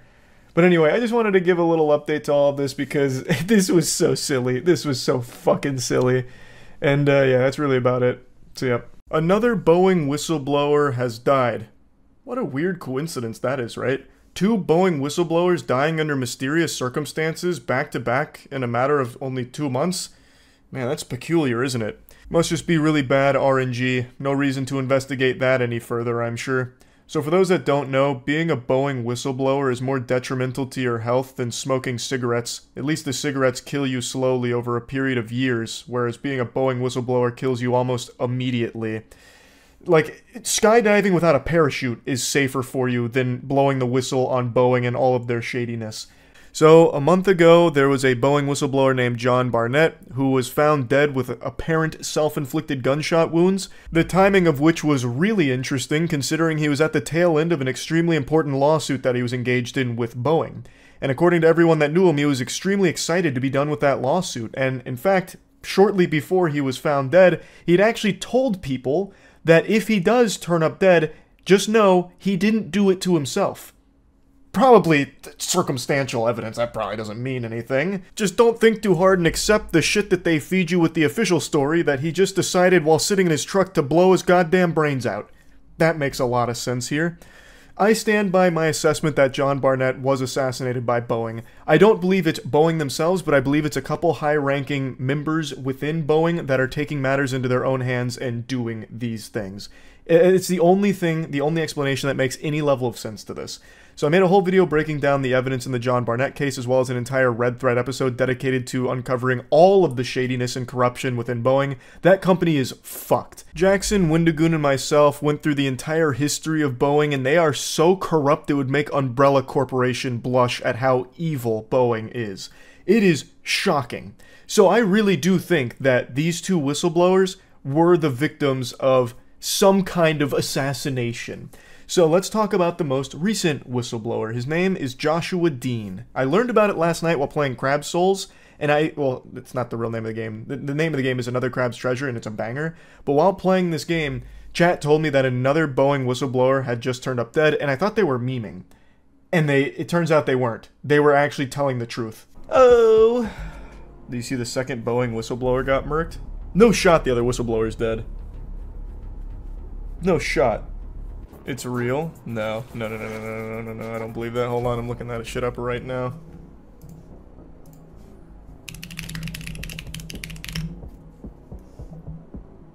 No! What? What? It's just in plain sight. Yeah, whistleblower Josh Dean of Boeing supplier Spirit Aerosystems has died. What? Another Boeing whistleblower is dead. 6 hours ago, yeah.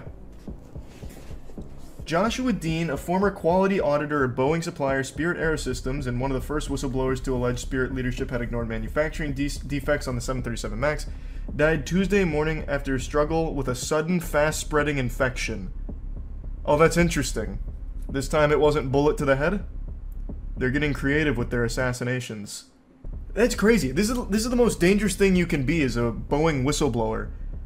That's more dangerous than being like a fucking volcano lava taste tester. This shit... it's just in plain sight. His entire family stated he was healthy until after he blew the whistle. He lived a very healthy lifestyle and the illness was sudden and unexpected. Yeah, he contracted that stick it to the moniosis from Boeing. Joshua Dean was a quality auditor at Boeing supplier Spirit Aerosystems and was among the first whistleblowers to accuse Spirit leadership of ignoring defects on the 737 MAX, and he died shortly after contracting influenza B, MRSA, and then developing pneumonia. Now, for those that are unaware, Boeing has a history of just ignoring safety precautions and just hiding things.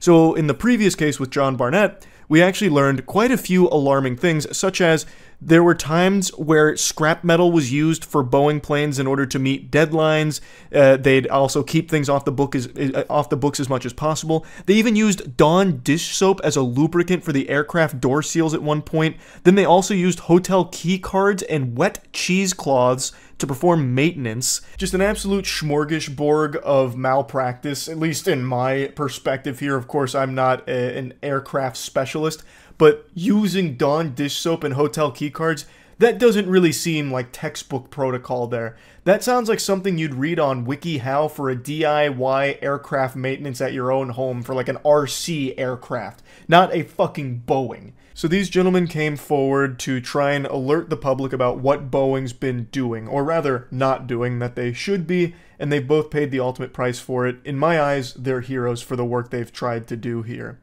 So being a Boeing whistleblower is basically like just taking a cyanide capsule at this point, it seems. It's just more of a matter of when, not if, you turn up dead, I suppose.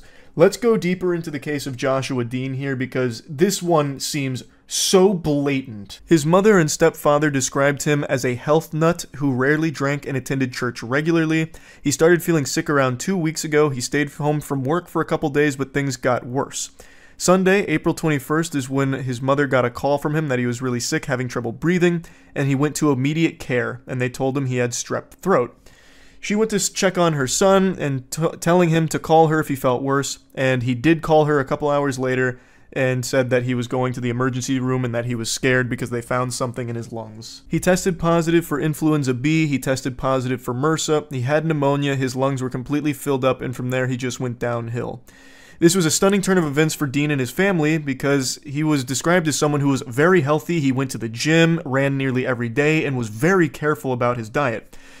Quote, "This was his first time ever in a hospital. He didn't even have a doctor because he was never sick. But within days, his kidneys gave out and he was relying on an ECMO life support machine to do the work of his heart and lungs." The night before Dean died, Green said medical staff in Oklahoma did a bronchoscopy on his lungs. The doctor said he'd never seen anything like it before in his life. His lungs were just totally gummed up and like a mesh over them. Unfortunately, it sounds like Dean came down with a severe case of Boeing whistleblower lung, which is a serious medical condition that only affects Boeing whistleblowers in particular. It makes coal miners' lungs look clean in comparison. So I'm not surprised that this was the doctor's first time seeing anything like this, because typically a Boeing whistleblower doesn't even survive long enough to make it to the hospital in one piece. This fucking company is rotten to the core. Green says she asked for an autopsy to determine exactly what killed her son, and results will likely take months. We're not sure what he died of, she said. We know that he had a bunch of viruses, but we don't know if someone did something to him or did he just get real sick. In my unprofessional opinion, I think someone did something to him. I think the infection he contracted was Boeing hitman disease. I think he was poisoned. This is someone that took their health extremely seriously, and only a short period of time after coming forward with information about Boeing's negligent practices does he get extremely sick and then die, all in a short span of time, with something that doctors had never even seen happen before. That's a little suspicious. And this is the second whistleblower that has died under mysterious circumstances in 2 months? Wow, what a crazy coincidence. To me, this feels like someone or a group of people within Boeing is taking matters into their own hands and making an example out of these whistleblowers, because Boeing is a massive company with so many people in it. And thus, there's a lot of people that are privy to all of the shady shit that they've been doing over the past couple of decades. So, by sending this message, not so subtly, that whistleblowers don't have a long life expectancy, it makes people afraid to come forward with their own accounts. It makes more whistleblowers afraid to come forward. And I think that's the goal with all of it. That, at least in my opinion. Like I said, we did a full dive on Boeing for that Red Thread episode, and this company has been corrupt for a long time. I would not put it past them to do something like this. Maybe not the company as a whole, but at least a couple of bad actors within the company, at the very least. Now let's get into some of the things that Dean was alleging. So he had a degree in engineering, and he took his first job at Spirit in 2019, but was let go amid the layoffs during the pandemic. He then returned to work for the company as a quality auditor. He took the job very seriously and grew increasingly frustrated with what he described as a culture of not counting defects correctly, which is very commonplace when it comes to this. During 2 interviews in January, Dean said that Spirit pressured employees not to report defects in order to get planes out of the factory faster. This is something that John Barnett also said. Now, I'm not saying they don't want you to go out there and inspect a job. You know they do. But if you make too much trouble, you will get the Josh treatment. You will get what happened to me. That's what Dean told NPR. Dean was fired in April of last year in retaliation, he said, for flagging improperly drilled holes in fuselages. I think they were sending out a message to anybody else, Dean said. If you are too loud, we will silence you. Dean described what he saw while working for Spirit in a deposition for a lawsuit filed by the company's shareholders, who accused the company of misleading investors by attempting to conceal excessive numbers of defects at the Kansas factory. He was not a plaintiff in the case. In the shareholder lawsuit, Dean said he flagged a significant defect, misdrilled holes in the AFT pressure bulkhead of the 737 MAX fuselages months before he was fired. His deposition lays out a series of pivotal dates. October 2022. In his auditor role, Dean realizes Spirit workers misdrilled holes on the 737 MAX AFT pressure bulkhead, representing a potential threat to maintaining cabin pressure during flight. The lawsuit accuses the company of concealing the problem. April 13, 2023. Boeing publicly reveals learning of a separate defect related to the tail fin fittings on the certain 737 MAX aircraft. Spirit then confirms that defect.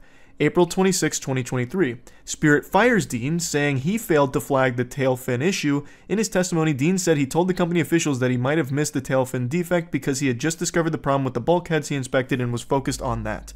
August 23, 2023. Boeing announces it has found fastener holes in the AFT pressure bulkhead on certain 737 MAX airplanes that don't match its specifications, resulting in snowmen due to the multiple holes' elongated shape. It's the problem Dean flagged 10 months earlier. On the same day, Spirit releases a statement acknowledging the issue. The shareholder lawsuit accuses Spirit of concealing the bulkhead defect not only from investors, but also apparently from Boeing. It's important to note that Boeing is currently in talks to acquire Spirit altogether, and in the interview with NPR, Joshua Dean predicted it would be difficult to replace the experienced workforce that Spirit lost during the pandemic. The mechanics aren't as experienced, neither are the inspectors. We've just lost that.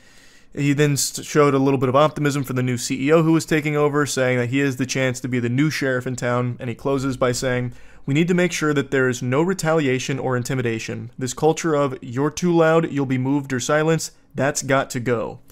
Unfortunately, it doesn't seem like that culture went anywhere. In fact, they are silencing people in the biggest possible way, by making it so they can never speak again because they're dead. That is what it seems like to me. This is a problem that runs so deep with Boeing. It's in Spirit, their supplier, and Boeing itself. This is unacceptable. Like, the planes are in terrible condition. There is problems almost every single day with Boeing flights malfunctioning and having all kinds, like oodles and oodles of issues. It really feels like it's only a matter of time before a fatal incident occurs with one of Boeing's aircrafts that would have been entirely preventable if they actually just followed their own safety protocol and actually listened to the quality auditors and the people that are actually supposed to be performing maintenance on these things.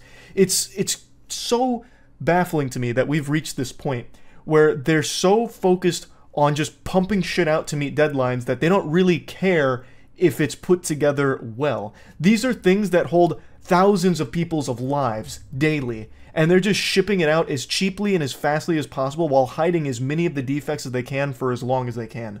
That is frightening. Fucking frightening. And the people that are speaking out about it seem to be in an extraordinary amount of danger for some reason. Super weird how two whistleblowers just turn up dead under really interesting circumstances so close together. It just, the whole thing reeks of corruption. My heart breaks for the family and friends of John Barnett and Joshua Dean.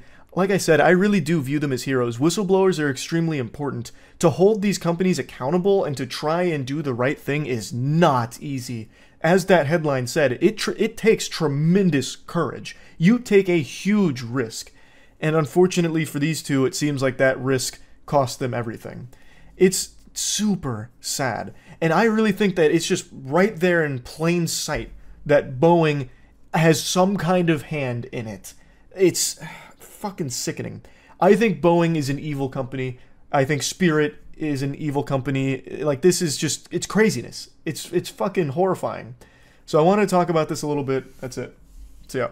Life is something very special and mysterious. We develop asshole first in our mother's bellies, and over time, when we're finished baking, Mommy blasts us out of her pussy at a doctor's office and everyone celebrates yee-haw, destined to live a normal life with normal parents. But then there's some people out there that are born for something much more and born to extraordinary parents.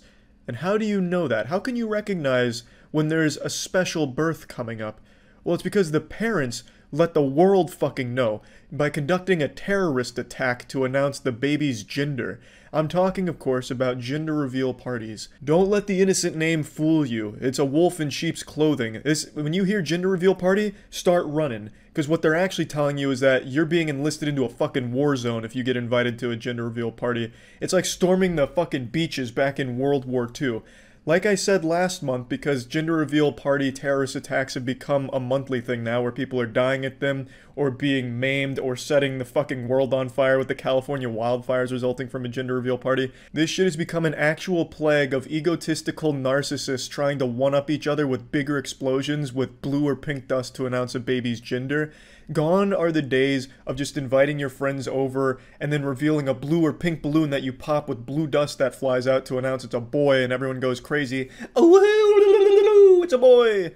That's not what happens anymore. Now, if you go to one of these things, what's likely going to happen is it's going to be some kind of extreme explosion, or they're going to bring in like a death row inmate and shoot them, but they've already pumped their veins full of like colored dye, whether it's blue or pink, so they execute them, and when the blood squirts, it's like blue and it's announcing a boy or something. This shit is hardcore. Like I said in last month's gender reveal party disaster where 2 people died, you are twice as likely to die at a gender reveal party than you are to die by shark attack. That is a real statistic, and if it continues at this rate, gender reveal parties are going to take over vending machine deaths per year. It's coming up there. It's getting up there. And I wouldn't be surprised if at some point you're more likely to die at a gender reveal party than you are in a car accident or something crazy. Like, it's getting wild. It is absolutely on like an extraordinary upward trajectory of gender reveal deaths. So anyway, why am I talking about it? Because again, today, there has been another disaster of a gender reveal party. A family detonated 80 pounds of tannerite at a local quarry, which caused an explosion so huge that it simulated an earthquake and shook 2 different states. People were reporting their houses' foundations were cracking, pictures were flying off the walls, and they all just thought they were being brutalized by an earthquake. Those fools had no idea that it was something far more dangerous than a simple natural disaster. It was a bunch of fucking idiots with a ton of tannerite. I mean, how could you not know that? Though, in their defense, I wouldn't be surprised if an earthquake did result from this explosion. The tectonic plates were probably just celebrating the exciting announcement from the gender reveal party. And spoiler alert, it was a boy. So, that's pretty fucking cool. That kid's coming into this world and he's already made an impact. Now, luckily, Wile E. Coyote, the guy who fucking pulled the plunger to blow up all the tannerite, turned himself in and may be facing charges, which he absolutely fucking should. So that's good news at least. They've got the slippery explosion guru here. So hopefully something comes from that. But even if like you break this situation down, 80 pounds of tannerite is so excessive. When you blew that shit up, who was to say that it wouldn't just kill everybody there? You know what I mean? Like, that is such an extreme amount of explosives. Like, the shockwave alone could have caused the carrying mother to have an abortion or something, you know? Like, that was so extreme. I do believe he set the record for the biggest gender party reveal explosion, though not the most damage. Obviously, that record is still held by the family that caused the massive California wildfires a few months back. But still, a good attempt, though I would recommend next time he tries to fire some kind of rocket into space and maybe try and blow up the sun or something like that, like some kind of gamma burst. I'm not really sure, but there's definitely ways to improve this record. I don't think it's going to stand for longer than a month or two at this rate. There's definitely going to be something bigger next month. Probably some kind of nuclear submarine detonation that glows up in like a blue mushroom cloud. But it definitely was a valiant attempt. I just can't even imagine what goes through their head. No one gets excited for a gender reveal party. Literally no one. When your friends and family go there, they're just pretending to make you feel better. No one gives a fuck. Absolutely not. And the people who care the least are the people on the internet, total strangers, so it's a big waste of time. The only thing people should really be getting excited for is the new U2s, baby! Yeah, I just wanted to quickly mention that the new U2s came out today. So if you're interested in getting one of these bad boys, and this is a fucking bad boy, that is a tall and muscular man. You can click the link in the description below. Also, I saw a lot of people wondering why there wasn't any fleshlights. That's my fleshlight cutlass. The attention to detail is spectacular. There's like a little juicero at the bottom. Like, the whole thing is fucking wonderful. Chest on the back. I think it's great. So, I mean, if you want one, you can click the link in the description below. Give it a cum tribute, whatever you want to do. But it's a beautiful collector's item. Now, if I'm being completely honest, I've become a fan of gender reveal parties. And I mean that truthfully. The lunacy of them, and just like this incredible track record of death and destruction for something as innocent as revealing a baby's gender is fascinating. And the stories are always so goofy and silly. It's like some Saturday morning cartoon shit. Like, it's hard not to be drawn into them. So, it's not going anywhere. More and more people are becoming narcissistic thanks to things like the internet rewarding them with those beautiful little updoots and internet brownie points and shit. So, people want those, they need those, and they feel like a baby and revealing its gender is a good way of getting them because the internet's taught them that. They've reinforced that idea because all of the wholesome ones or like the big spectacles have gone viral or blown up on social media, so everyone tries to get on that train and suckle on that titty. But it doesn't always work, so you end up with shit like causing an 80-pound explosion earthquake disaster, or flying a plane into the water killing 2 people, or shooting your relative with a cannon, or creating a pipe bomb that kills your grandmother, or starting a wildfire that spans so much of a fucking state in California. You know, you have all those disasters that all stem from the same thing. You're not going to stop gender reveal parties. You can only hope that they can entertain you at this point. And so far, it's been a crazy roller coaster. It's been a wild ride. But anyway, yeah, I just wanted to share with you the latest gender party reveal disaster. And yeah, that's about it. See ya. At the risk of sounding like a bitter old, fragile geriatric, I need to vent about something. I saw a short video today that just triggered an insatiable appetite within me to rant. And I've said this on stream before, and every time I have, people have been upset with this opinion, but I'm going to share it anyway. I hate water parks. I think water parks are hell on earth. And I don't hate them for the reason you're probably anticipating, which is germs with all the pee, puke, and shit in there from all the kids that go to water parks. I've always hated them because of the slides. Now, I'm not referring to the slides that you go down on an inner tube. I'm talking about the ones where you like cross your arms like full coffin style and go down on your back. That shit has always been extremely painful. It's how I imagine it feels to be trampled during a stampede. There is just barely enough water on those slides to prevent your skin from peeling off on the way down. But even then, it's not enough to make it comfortable, so by the end of it, I always felt like I've been degloved, and I'm going to stand up and just blood's going to fall out and my organs are going to pop out my ass. It is so awful. All the twists and turns are so violent because you're going at like damn near terminal velocity, so you're fucking blasting back and forth against the slide. But even when you're not pinballing around on these outrageous twists, turns, corkscrews, and loops, it is still just so painful because it's not one continuous piece of plastic, obviously, it's divided up, and you feel each and every goddamn bump. So, like, when it's a little uneven, you'll be going through and you'll just hit, like, a fucking pothole and you're popping your L4 vertebrae out of alignment. I hate it. I have always hated water parks, even when I was younger. Like, even before I got, like, old as shit, like, you know, even before I became a fossil, I didn't like water parks because they just hurt. You know, it feels like I get beat up by the football team when I finish a water slide. I've just never completed one of the slides and felt like I had fun. I felt like I went to war and was just pushed over the side of a hilltop, and on the way down hit like 5 layers of barbed wire, broken glass, and rocks. It just, I hate it. I've always hated it. And I honestly feel like the people that make these water slides try and come up with just enough safety to keep most people from dying, but still leave enough wiggle room so they can still have some fatalities on there. One of the biggest cases that I recall was a 10-year-old boy got decapitated on a water slide at Schlitterbahn.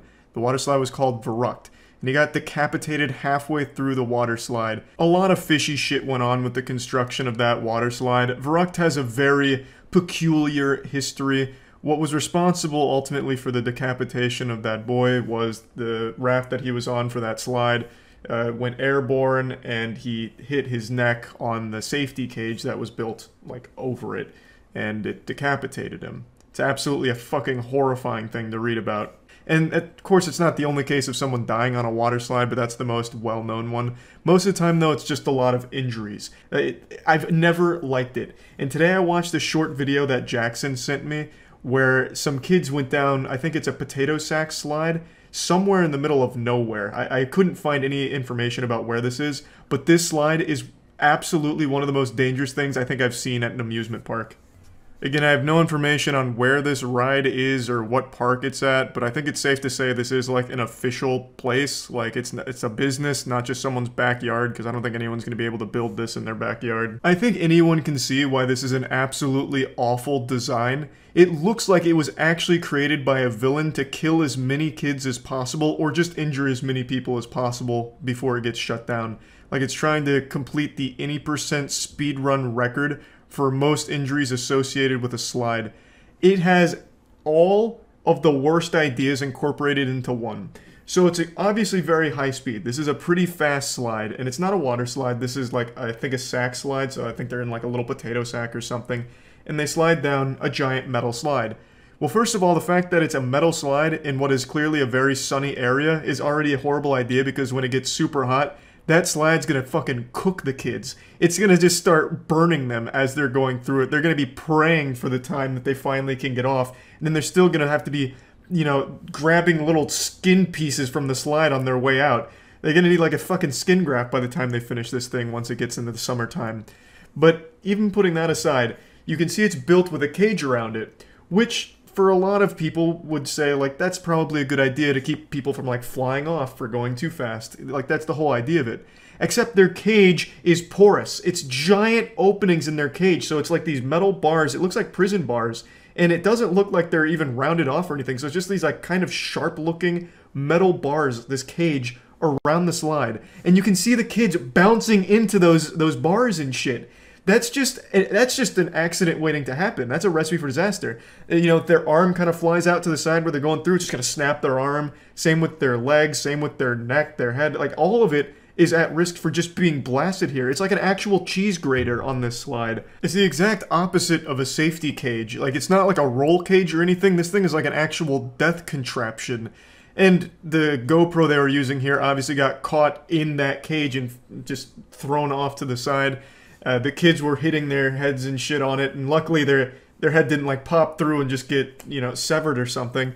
But this absolutely looks like it's just mini deaths waiting to happen. But maybe that's the point. Maybe this is one of those suicide slides. I'm sure all of you have seen that video by now where someone designed a suicide roller coaster where it's like a series of 7 loops that get tighter and tighter so it eventually kills you by the end of it. That's kind of what this slide seems to be like emulating, just a way of committing suicide in an elaborate way. Like, it just gives you one last ride. It's fucking baffling to me. Like, if a parent saw this for even a single second, I don't think there's any way they'd let their kid go on that unless they really hate their kid. I'm sure you also noticed in the video, the cage doesn't go across the entire slide. There's still those openings, like the open-air openings with like the platform there for the staff to get to, which is exactly one of the things that was responsible for the decapitation on Verrucht. They have the metal cage that goes over the thing, but there's gaps in between it, obviously. So in those openings, like on this ride, there's a very real possibility someone going really fast hits it, catches some air, and then also hits their neck and head on that cage start, which is what killed the boy on Verrucht. So they have literally the same fucking problem as Verrucht did.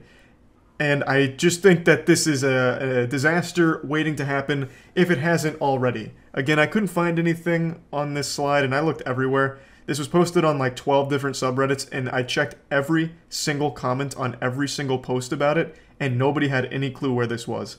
So maybe this really is like a homemade contraption. I have no idea, but it doesn't seem likely considering the like scale of it. It seems huge, and it also seems like a lot of property that they have here, so I would be very surprised. Plus, there was also some other people on the beginning of the platform that looked like staff members, and I don't think parents that built this in their backyard as like a fun project would hire full-time employees to man it for them.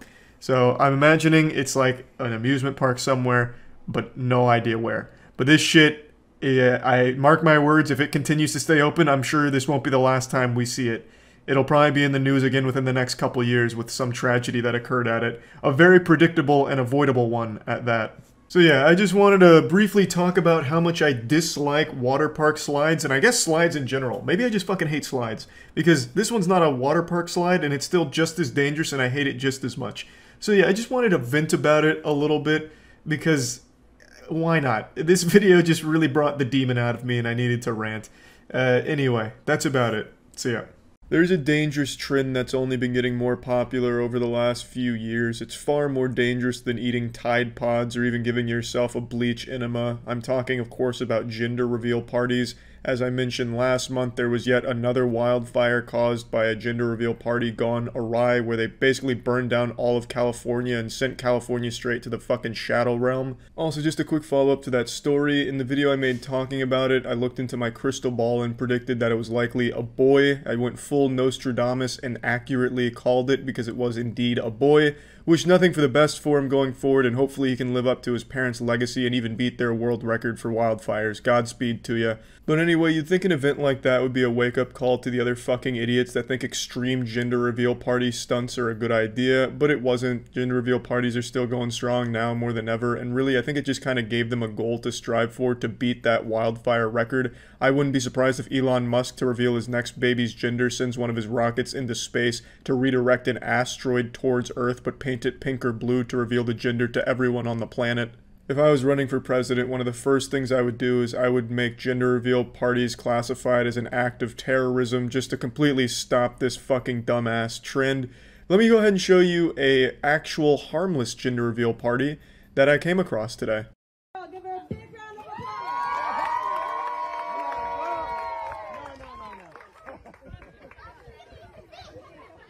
This is actually like a whole category of its own for gender reveal parties. It's a gender reveal baby boxing match. It's a no-holds-barred fight to the death where the last one standing is the gender of the upcoming baby. And it looks like something right out of Rugrats. Like that baby in the background there looks like Big Baby from that Rugrats episode that looked like a horrifying Lovecraftian monster.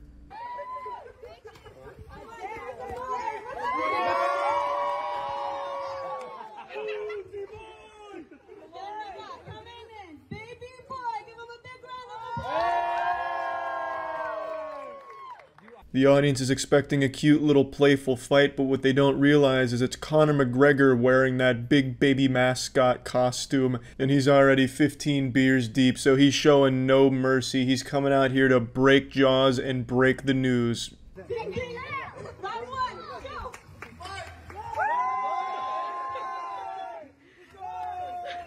Unfortunately, the referee had to step in and call an immediate stoppage to the first round because it was getting a little out of control. Baby Boy was absolutely letting loose with that combination he was going for right there. Baby Girl was just playing it real slow, little play fighting, but Baby Boy came out with like fucking furious jabs. Whoever's in that costume did not get the memo that it was supposed to just be playing around because he was doing this shit like it was Rock'em Sock'em Robots and one of the robots owed him money. He was going to try and like blast their fucking head off. And I just wish the audience was a little more into it. I wanted to hear like Team Baby Boy going wild, yeah, Baby Boy, fuck yeah, and then Team Baby Girl, give him the old dick twist. I wanted to see blood and teeth flying all over the place. When the smoke had cleared, I wanted the last one standing to really earn it. But unfortunately, the referee wasn't letting it get too wild, even though Baby Boy was absolutely brutalizing her in the first round. Big knockout, big knockout. Big hit, big hit.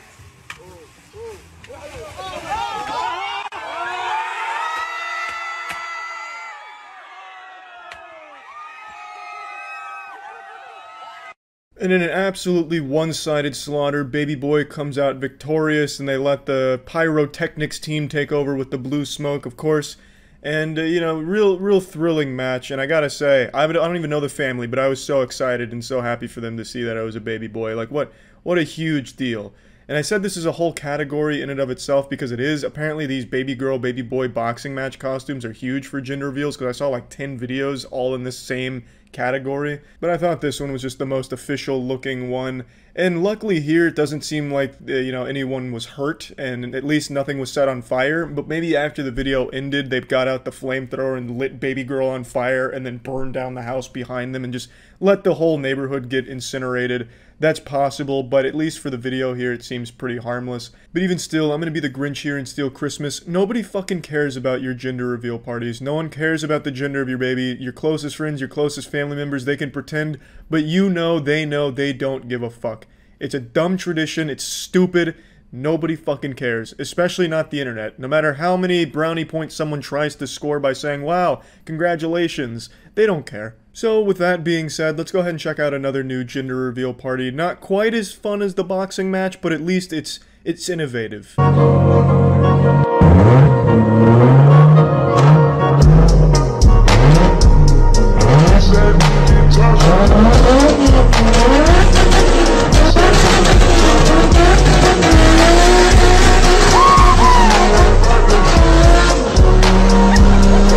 This is some Fast and Furious type shit right here. This is like how Dominic Toretto would reveal the gender of his upcoming child. But this is one of the ugliest cars I think I've ever seen. It looks like a septic tank on wheels.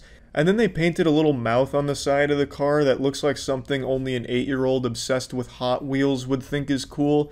It's the equivalent of painting flames on your Segway scooter, or placing a skull decal on a golf cart. I don't know how you take a car like this out on the road without feeling some level of shame or embarrassment, unless maybe this car is only used for gender reveal burnouts in a backyard, so at least not many people have to see it.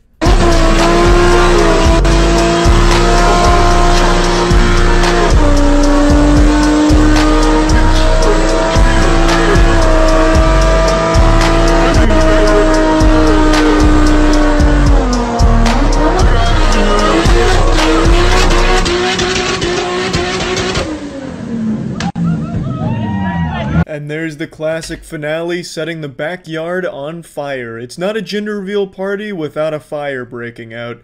And I can only hope that the mother of this child doesn't miscarry due to the smoke inhalation here. And I'm sure the neighbors here absolutely love this. They're probably pumping their fists right now. They got their window open shouting congratulations because they see the pink smoke, so they know they're having a baby girl and they have to be so excited because everybody loves to see that shit.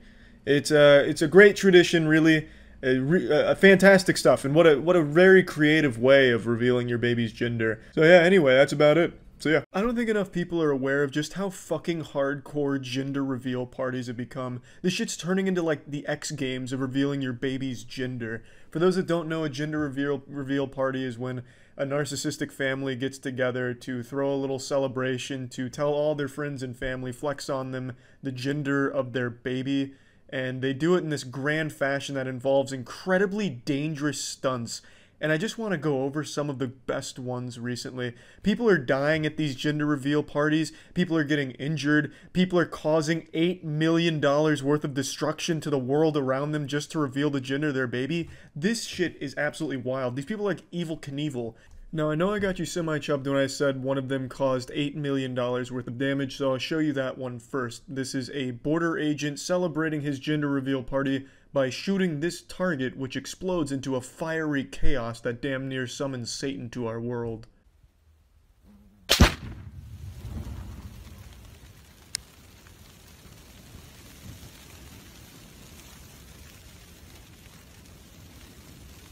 Yeah, that bad boy raged on for 47,000 acres worth of incinerated shit. It actually makes me a bit curious. Perhaps the origin of the California wildfires that just fucking annihilated everything was probably the gender reveal party gone wrong. I bet like a family was getting together to reveal the baby's gender with a fucking flamethrower that shot out blue or pink flames depending on the gender, aimed at an entire fucking oil drum, and then on top of that shooting fireworks into the nearby gas station. It's just hard to believe that these are the ideas people have to like reveal their baby's gender. It doesn't make sense. Unless you're giving birth to fucking Xander Cage from Triple X, your baby's not going to be as hardcore as setting up a 47,000 acre wide wildfire. He's never going to live up to his birthright. And you can't even tell the gender because it explodes into flames so quick. It was a boy, by the way. There was some blue powder that flew off, if you could see that between the inferno. Now this next story sets the gold standard for over-the-top gender reveals. It even caused a death. So the idea was this family built a stand that was going to shoot colored smoke, blue or pink depending on the gender of the child, and they had this whole pyrotechnics display, WWE style, drawn up in their heads, but what they ended up doing was accidentally creating a pipe bomb. So when they lit the fuse, the pressure built up and it exploded the stand, sending metal pieces flying, and it struck one of the women in the head, instantly killing her. So this only served to be a really elaborate tool for assassinating a family member. In Australia, this fast and furious family got together to spew blue smoke out of their car to show they're having a baby boy, and then it all caught on fire. Luckily, no one was hurt in this stunt. However, I wouldn't be surprised if they went back for a round 2, a retry, and that's why Australia's on fire right now. Ready? Come on, we're ready forever.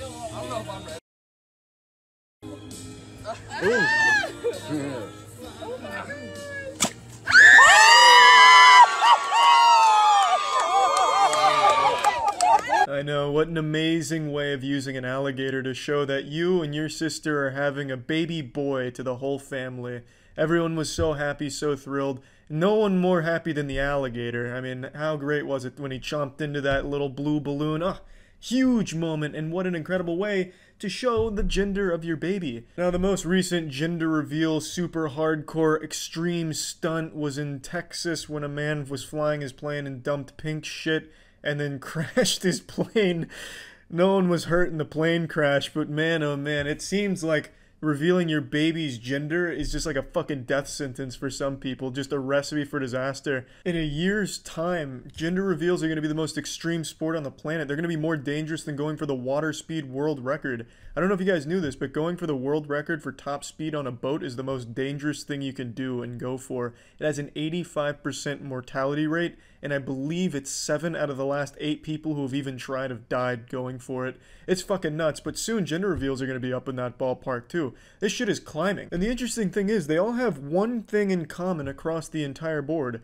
They all deal with explosives, except for the alligator guy.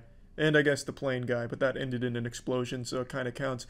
I don't know what it is with revealing your baby's gender and an explosion. Maybe it's just metaphorical for the rocky relationship they have, and yet they're still producing life. I don't know. I can't really dig into the symbolism, but man, These people fucking love blowing shit up to show that their baby's coming in hot.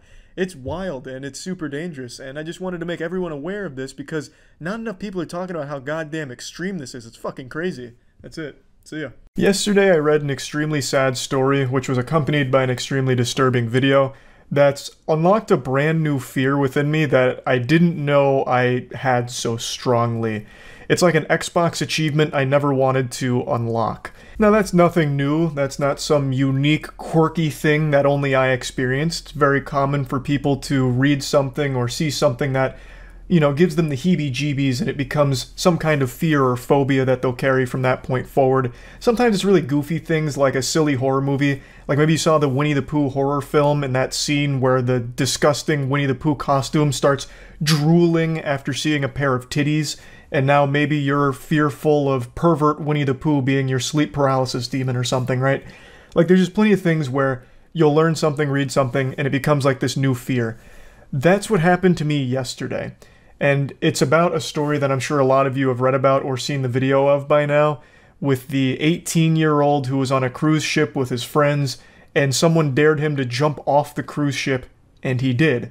This happened a few days ago, and he still hasn't been found, and obviously most likely will not be found alive. Since reading about and watching the story, I've just thought about it a lot, so I kind of just wanted to talk about this situation because it's fucking heartbreaking. Like, my heart goes out to the family here for this loss because it's so fucking sad.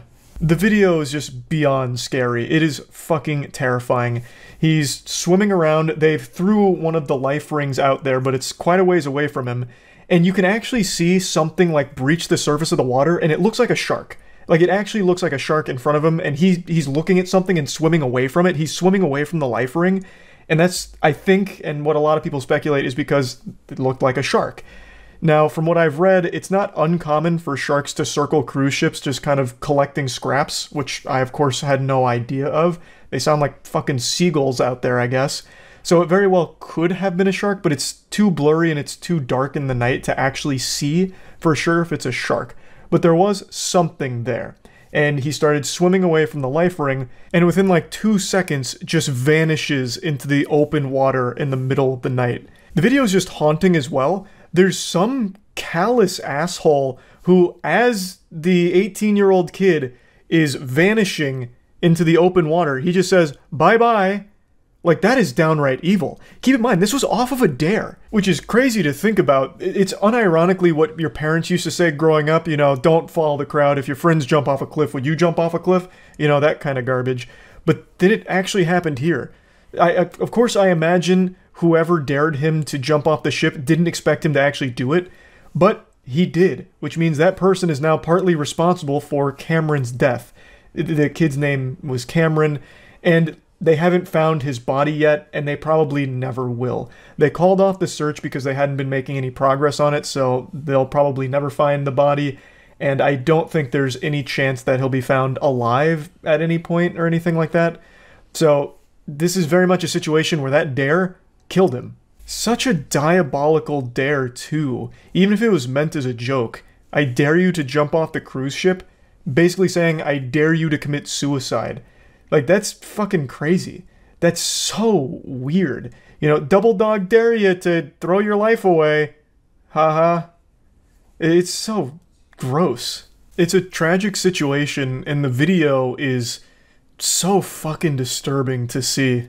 I, of course, have always had a bit of a fear of open water, like swimming out in open water. I think every human being in the world has that kind of fear, like, built in. That's like default factory settings for human beings.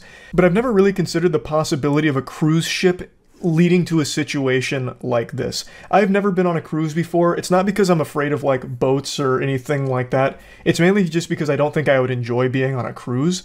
But I never really stopped to process the potential danger of falling in.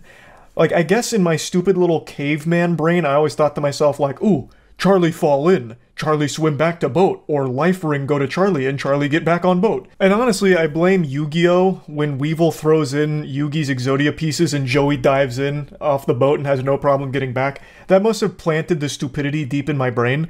But I just never really processed the potential danger of an overboard. And according to what I've read, overboards on cruise ships are very, very often fatal. especially in the middle of the night. It's extremely difficult to find someone who's gone overboard because of the current that the cruise ship creates. Usually yanks people under, pushing them very far away very quickly, and it just makes it very difficult to locate, even during the day, let alone at night. It is so fucking rare. There's been a reported 212 overboards from 2009 to 2019, so they're not super common. I guess there's a lot of protocol in place to prevent something like that happening, but it does happen occasionally. And of the 212 overboards, 48 of those were rescued alive, so 28%. That's not a very high survival rate at all. So I just never realized just how dangerous it would be to fall off of a cruise ship. And I feel like another thing that contributes to it is people just have this perception that cruise ships move excruciatingly slow, but that's just not the reality of it. They're simply massive. Like, they are huge, so it looks like they're going slower than they are. But in the water out there, it'd be very hard to keep up with the cruise ship unless you're an Olympic caliber swimmer. It's kind of like a kaiju fight, right? Like Godzilla fighting King Ghidorah, it looks like they're kind of moving slow with a tail whip and shit, but they're just so big, that tail's probably moving at goddamn the speed of sound. It's just because it's so big, it looks slow. So, like, falling in or jumping in off of a cruise ship has to be one of the worst things that can happen, like, in general. And I haven't even mentioned the hypothermia because of how cold the water would be in the middle of the night and in the middle of the open water like that. It is probably just the worst possible situation to find yourself in. It's heartbreaking. It's a super tragic story, and unironically, it has unlocked a massive new fear within me, like just picturing that whole series of events out there and then seeing that video. So yeah, I just kind of wanted to talk about this story a little bit, and yeah, that's about it.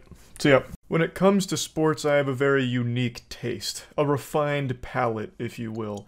There's always slapping at the top of my tier list of sports, but then not far behind it is a little obscure sport known as cheese rolling. I think probably a lot of you have heard of it by now because it started making headlines over the last few years because it's absolutely brutal. Basically, it's in the UK. They roll a cheese wheel down this giant hill, and people just scramble to chase the cheese and just fall and ragdoll all over the place down the hill, leading to numerous injuries. This year there were 6 hospitalizations, which, all things considered, is pretty good. We escaped the 2023 cheese rolling competition with no Mortal Kombat fatalities, broken necks, or bisections of the human body, so I count that as a W. And it's not like 6 hospitalizations is abnormally high for this sport. If anything, I think it's starting to decrease in frequency of, like, urgent care medical emergencies from it. So maybe we as a human race are starting to evolve to be better at cheese rolling. You know, maybe they're drinking more fucking milk or something. Their bones are starting to calcify. The bones are being made out of adamantium now so they can take more punishment on the hill and tumble harder without getting hurt more. Now, the article seems to indicate that they're trying to urge the officials to make this a safer activity. And I don't even know how you do that. I mean, this is just nature at its finest. This is what God intended for athletics. Like, what are you going to do? Put pillows on the hill? Like, you know, this isn't Weenie Hut Jr. You can't even take the danger out of this. You know, this is a sport where boys become men, and men become warriors, and women become warriors, and champions, and heroes. You know, this isn't bowling. You can't put the bumpers up just because it's a little difficult. God damn it. Like, I have no idea how they would even work towards making this less painful. So this year was a very interesting one. Not only were the hospitalizations kept to only single digits, didn't even break double digits this year, but there was very interesting storylines going on, such as the returning champion from last year having to defend his world title against the new blood. We had so much going on. The women's side of the competition this year had a new champion emerge who really took the headlines by storm, and I just kind of want to go over cheese rolling for this year because it was a wild one. 19-year-old Delaney Irving was taking part in the women's event at the annual UK race near Gloucester, chasing a roll of cheese down Cooper's Hill when this happened.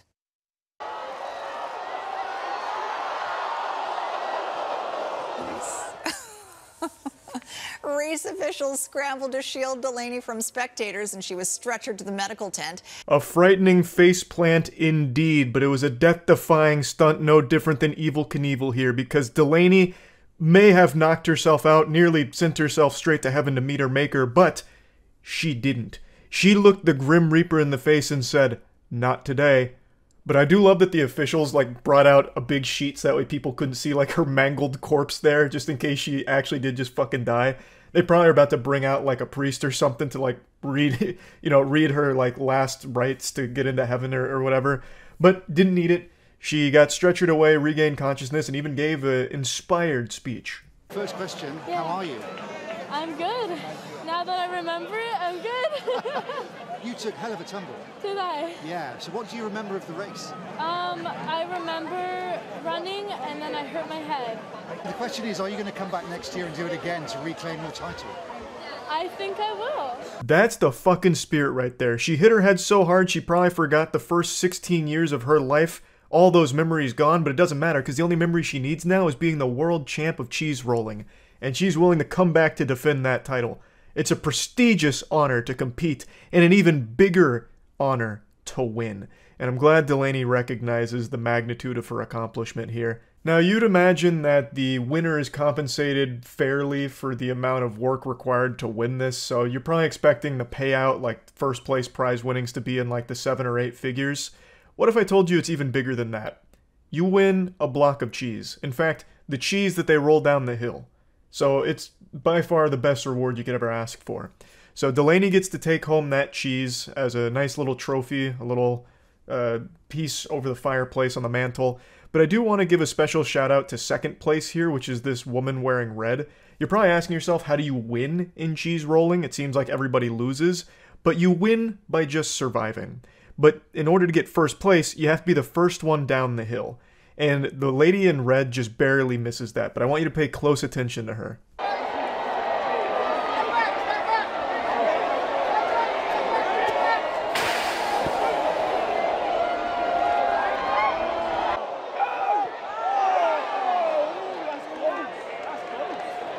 You can see Delaney in the black hoodie cross the finish line first. It's nearly a photo finish, but the woman in red absolutely fired on the turbo afterburners. She engaged the jet protocol. She threw herself across the finish line after hitting her head like 6 times rolling down and just barely missed first place. They interviewed her afterwards and she was in great spirits about it with her friend and they both plan on coming back. It's somehow a super wholesome event despite the overwhelming amount of pain that each one of these people goes through going down the hill. Like broken ankles, broken legs, broken backs, like everything breaks. And yet, not the spirit. The spirit stays strong.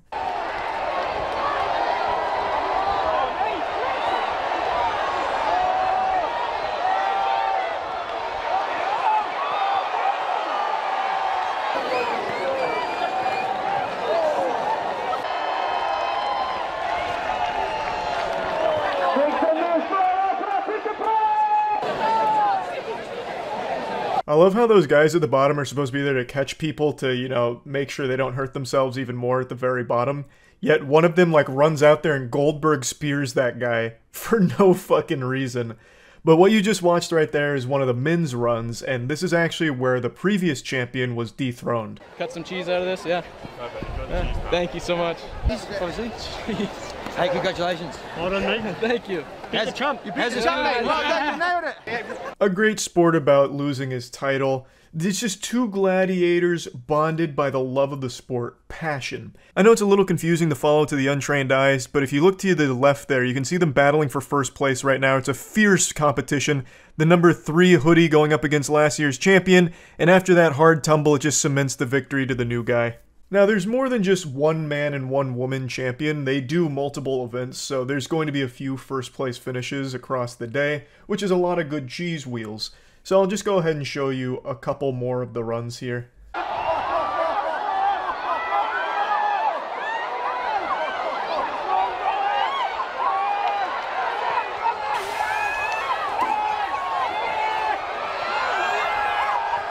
I'm buzzing. Why did you want to do it? Oh, I don't know, I love these sort of things, and I don't know, just because it's there, you know what, to quote Mallory, because it's there. This was another champion on the day, asked why does he want to do it, and he gives the most honest answer you could ever hope for. Because it's there. And do you really need a better reason than that?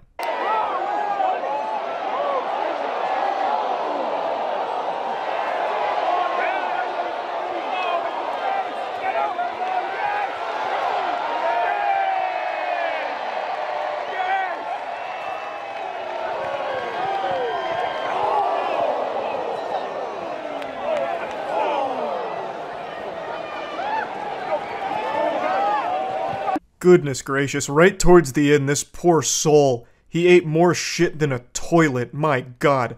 Actually, like a full scorpion here. Like, I can't even imagine the neck pain, the face pain, everything. Everything has to be aching. I don't know how this wasn't like a traumatic injury, but I guess he was okay. So yeah, it's just a quick little breakdown of this year's cheese rolling competition. This year, I think it was one of the best so far. It had like great storylines and just overall great wholesome moments. So yeah, I'm just a big fan of cheese rolling. So that's about it. See ya. For some reason recently, whenever there's a wildfire somewhere in the world, I get tagged on it on Twitter constantly. It's like I'm treated like Smokey the Bear all of a sudden, and I understand where it comes from. It's because I've talked about all kinds of gender reveal party disasters, and most of those end in a wildfire that ravages the entire fucking state. And I guess since then, people just think I want to be updated on like every wildfire ever, even when it's like a totally normal one. Like, Charlie, did you hear? Lightning struck a dry bush on my farm and started a small fire that lasted 15 feet. It's like, damn. That fucking sucks, but what do you want me to do about it? Drive over there and take a hose to it? Like, you know, I'm not the park ranger. Like, if you're reporting wildfires to me, you're already fucking up. I can't, like, call in the helicopter to dump a bucket of water on it to put the kibosh on it. Like, there's nothing I can do. But, for some reason, I am getting tagged every time a wildfire is reported. But something good did come out of this constant update.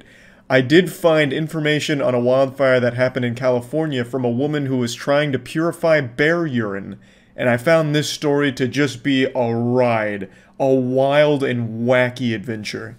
The headline here had me asking questions I never thought I'd need to ask myself, like where do you even find bear urine in the wild? You know, I'm sure you could buy bear urine off eBay or Craigslist. You could probably buy gallons of bear urine there. But if you're just on a hiking trip like this woman was, how do you just source bear urine? Did she get it directly from the dick of the bear? Like the bear just pissed into her open palms like this, so she was cupping it, and then she tried boiling it somehow, like into a pot over a fire. Like there's just so many questions, and I don't have the answers. I'd have to ask her. Like there's only so many ways to do it, because if a bear pisses in the woods and no one's around to hear it, you're never gonna find the piss. And even if you saw a bear taking a leak, it's just going to be like on the ground, like on grass. It's going to be, you can't salvage it. It's going to be mixed with dirt, maybe even shit, grass. Like you can't take that and boil it to drink. And why would you want to drink bear urine? I'm sure there were other places to find liquid. You know, it could have been her own urine. She could have pissed into her own hands, Bear Grylls style, and drank that. Wouldn't even need to boil it. You're just recycling your own recipe.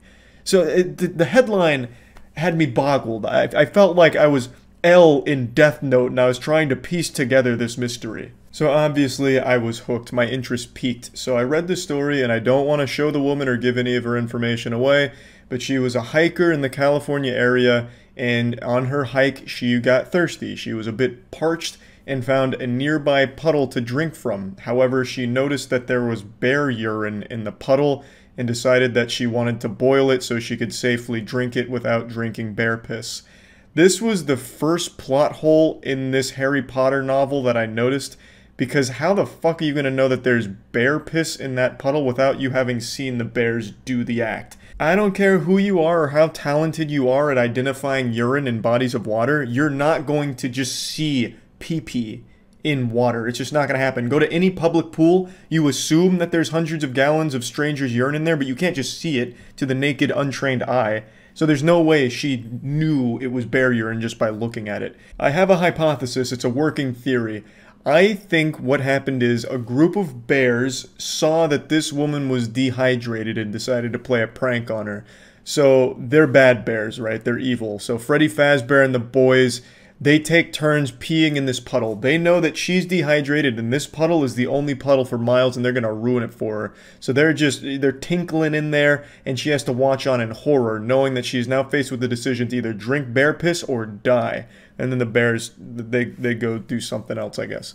You know, like, there's no way you go up to a random puddle on your hike and be like, I'm thirsty, but I can tell a bear pissed here. Unless that bear was extremely dehydrated, and then how would you get the genesis of it? How would you know that that urine belonged to a bear? She had to have seen it, and that's a crucial detail that was left out of the reports. How did she know it was bear urine? And how would she even know there was urine in there to begin with? It must have been an extremely dehydrated creature. But anyway, so she gets the water, she wants to boil it. So she tries to start a little fire. She has a cigarette lighter, but she says she's unable to start the fire and then just decides to drink it raw. What a trooper. She just powers through it. She drinks bear piss and then goes about her hike, and then she notices smoke. So she called it in, she called the fire department. They pick her up, and it turns out it created a fire. She was successful, and it created a wildfire that spanned 8,500 acres, I believe. And she's now facing felony charges and could face up to 9 years in prison for it. So that is some expensive bear pee, if I do say so myself. Now, I did find another source that said that there was never a puddle that was mixed with bear urine. There's claiming that she found just a straight up, you know, fucking cornucopia of bear piss that she was trying to boil in order to drink. Her main goal apparently was to hike to Canada, I suppose, but something went awry along the way. She clearly didn't accomplish that goal. She ended up starting another horrifying wildfire that spread very far. And when rescuers did find her and pick her up, she was still dehydrated. So unfortunately, that chugging of bear piss just wasn't quite enough. No essential nutrients to be had there, it seems. Yeah, so I just wanted to share this with all of you, and that's really just about it. So yeah. Alright, what's up? It's Tank Top Charlie here again, climbing down your chimney to take a shit in your living room. I haven't showered since yesterday, so I'm still wearing the tank top from my pole dancing course that I took. And I just got really excited. I was actually about to take a shower before making this video, but I read something that just got me giddy, and I wanted to share it with all of you. It's a topic that's near and dear to my boners. I'm talking about gender reveal party disasters. I've covered a lot of these over the last year, and you may remember in 2020 there was the massive El Dorado wildfire, which actually killed a firefighter, which was started by a couple doing a gender reveal party where the pyrotechnics display went wrong and just fucking lit the entire area on fire, scorched it, brought hell on earth like Doom. And it was all because they wanted to show the world that they were having a boy. They wanted to do it like a WWE introduction, fucking firing off all kinds of shit, and they absolutely incinerated a good, what was it, 22,000 acres or something like that. Today, the follow-up to that story, we're in the goddamn season 2 of that anime. The couple has been found. They are on trial now, facing up to 20 years in jail. And I couldn't be happier. This couple is not only having a baby, they're having a fucking world record for criminal charges. They're catching them all like Pokemon. They're facing 30 criminal charges, including involuntary manslaughter for the death of that firefighter who died battling it. And they're also facing a multitude of other ones. The jury was presented with 434 pieces of evidence. 434 exhibits. That's like as much as the fucking Smithsonian Museum. They have as many exhibits as like One Piece does episodes in a single season. It's crazy. And it's great. I am super excited. The next stage of the trial will begin in September. For now, though, they've been released under their own recognizance until WrestleMania picks up again in September at the SmackDown in court. I'm not an expert in law, as you might imagine. I fucking throw around rubber vaginas, play with fleshlights, and turn 3-foot Moby huge dildos into rideable go-karts. So I'm not exactly what you'd consider an ace attorney, but I can pretend to be, because I looked it up on Google. So them being released under their own recognizance means that right now, they're fucking free. They're out there roaming the streets. They could be anywhere. They could be anybody. They could have gotten plastic surgery or like a Mission Impossible mask and assumed a new identity. They could be anywhere, at any time. They could even be you. Or your neighbor. Maybe even your parents. Hope not, but you never know. Also, real quick, they pled not guilty. So, I guess we'll see how this one plays out. We could all be wrong. And maybe that fire was make-believe or they've been framed for it. Maybe there's some kind of underground syndicate that goes around throwing gender reveal parties and framing innocent couples for it. I'm not really sure. Obviously, I don't think the not guilty verdict is even a possibility here. That's going to be one of the... I don't understand law super well, but most people, I would imagine, plead not guilty and then trying to do like some kind of deal or something. I'm not sure. But I just really like the idea that this couple has no fucking idea what anyone's talking about. They're just clueless, just stomping their feet on the ground. What in tarnation? Gender reveal party? We're not even having a baby. What are you all going on about? We would never take a flamethrower to a California forest to reveal our baby's gender. That doesn't make any sense. That doesn't sound like us. No, not guilty, obviously. And who's to say they won't double down and try and Jimmy Neutron together another fucking awful smoke device for a gender reveal party and light another part of California on fire? You know, I think this is dangerous. I don't think they should be out there. I think the 20-year sentence should just start now. With that much overwhelming evidence, I think it's really just a matter of what they decide to stick on them. Fucking pin the tail on these two dumb donkeys. Like, I really think, you know, maybe it's just not the best idea, because right now they're hungry. They didn't get to finish their gender reveal party. The smoke never even went off. They didn't get to show their relatives the gender of the baby they're having. So that mission is still incomplete, and they're probably thirsting for it. Yeah, they've already had the baby now since it's been a year, but it doesn't matter. That doesn't count because there wasn't colored smoke to indicate the gender of that baby. So they might just go out there in Dexter's lab another device that doesn't work and just blows up California, you know? I just think it's risky. I really do. I know there's some people, and this is surprising, that thought that this was too harsh because the defense is that they were just stupid and they didn't mean to. It was an accident. I don't think that's a defense at all. I don't think that justifies anything. If you're dangerously stupid like these people are, you shouldn't have that freedom to go out there and do this shit. 100%. You are stupid to an actual villain-like level. You are so dumb that you become a fucking threat. So I really think 20 years sounds about par for the course here. Yeah, I don't think they set out there to burn down California, but they're so fucking dumb that it happened anyway, which means they are a danger to themselves and everyone around them. And I think that absolutely warrants a 20-year sentence at least. So yeah, I just wanted to talk about this a little bit because this is really the first major one where I've seen that they're facing some real huge repercussions for this shit. Gender reveal parties, I've said it, like modern terrorism, and now we're finally seeing someone getting punished for this. I really hope this doesn't have an unsatisfying conclusion where they only get like 2 years in jail because it was an accident and just have like this really fucking wet fart of an ending like half of the anime that comes out these days.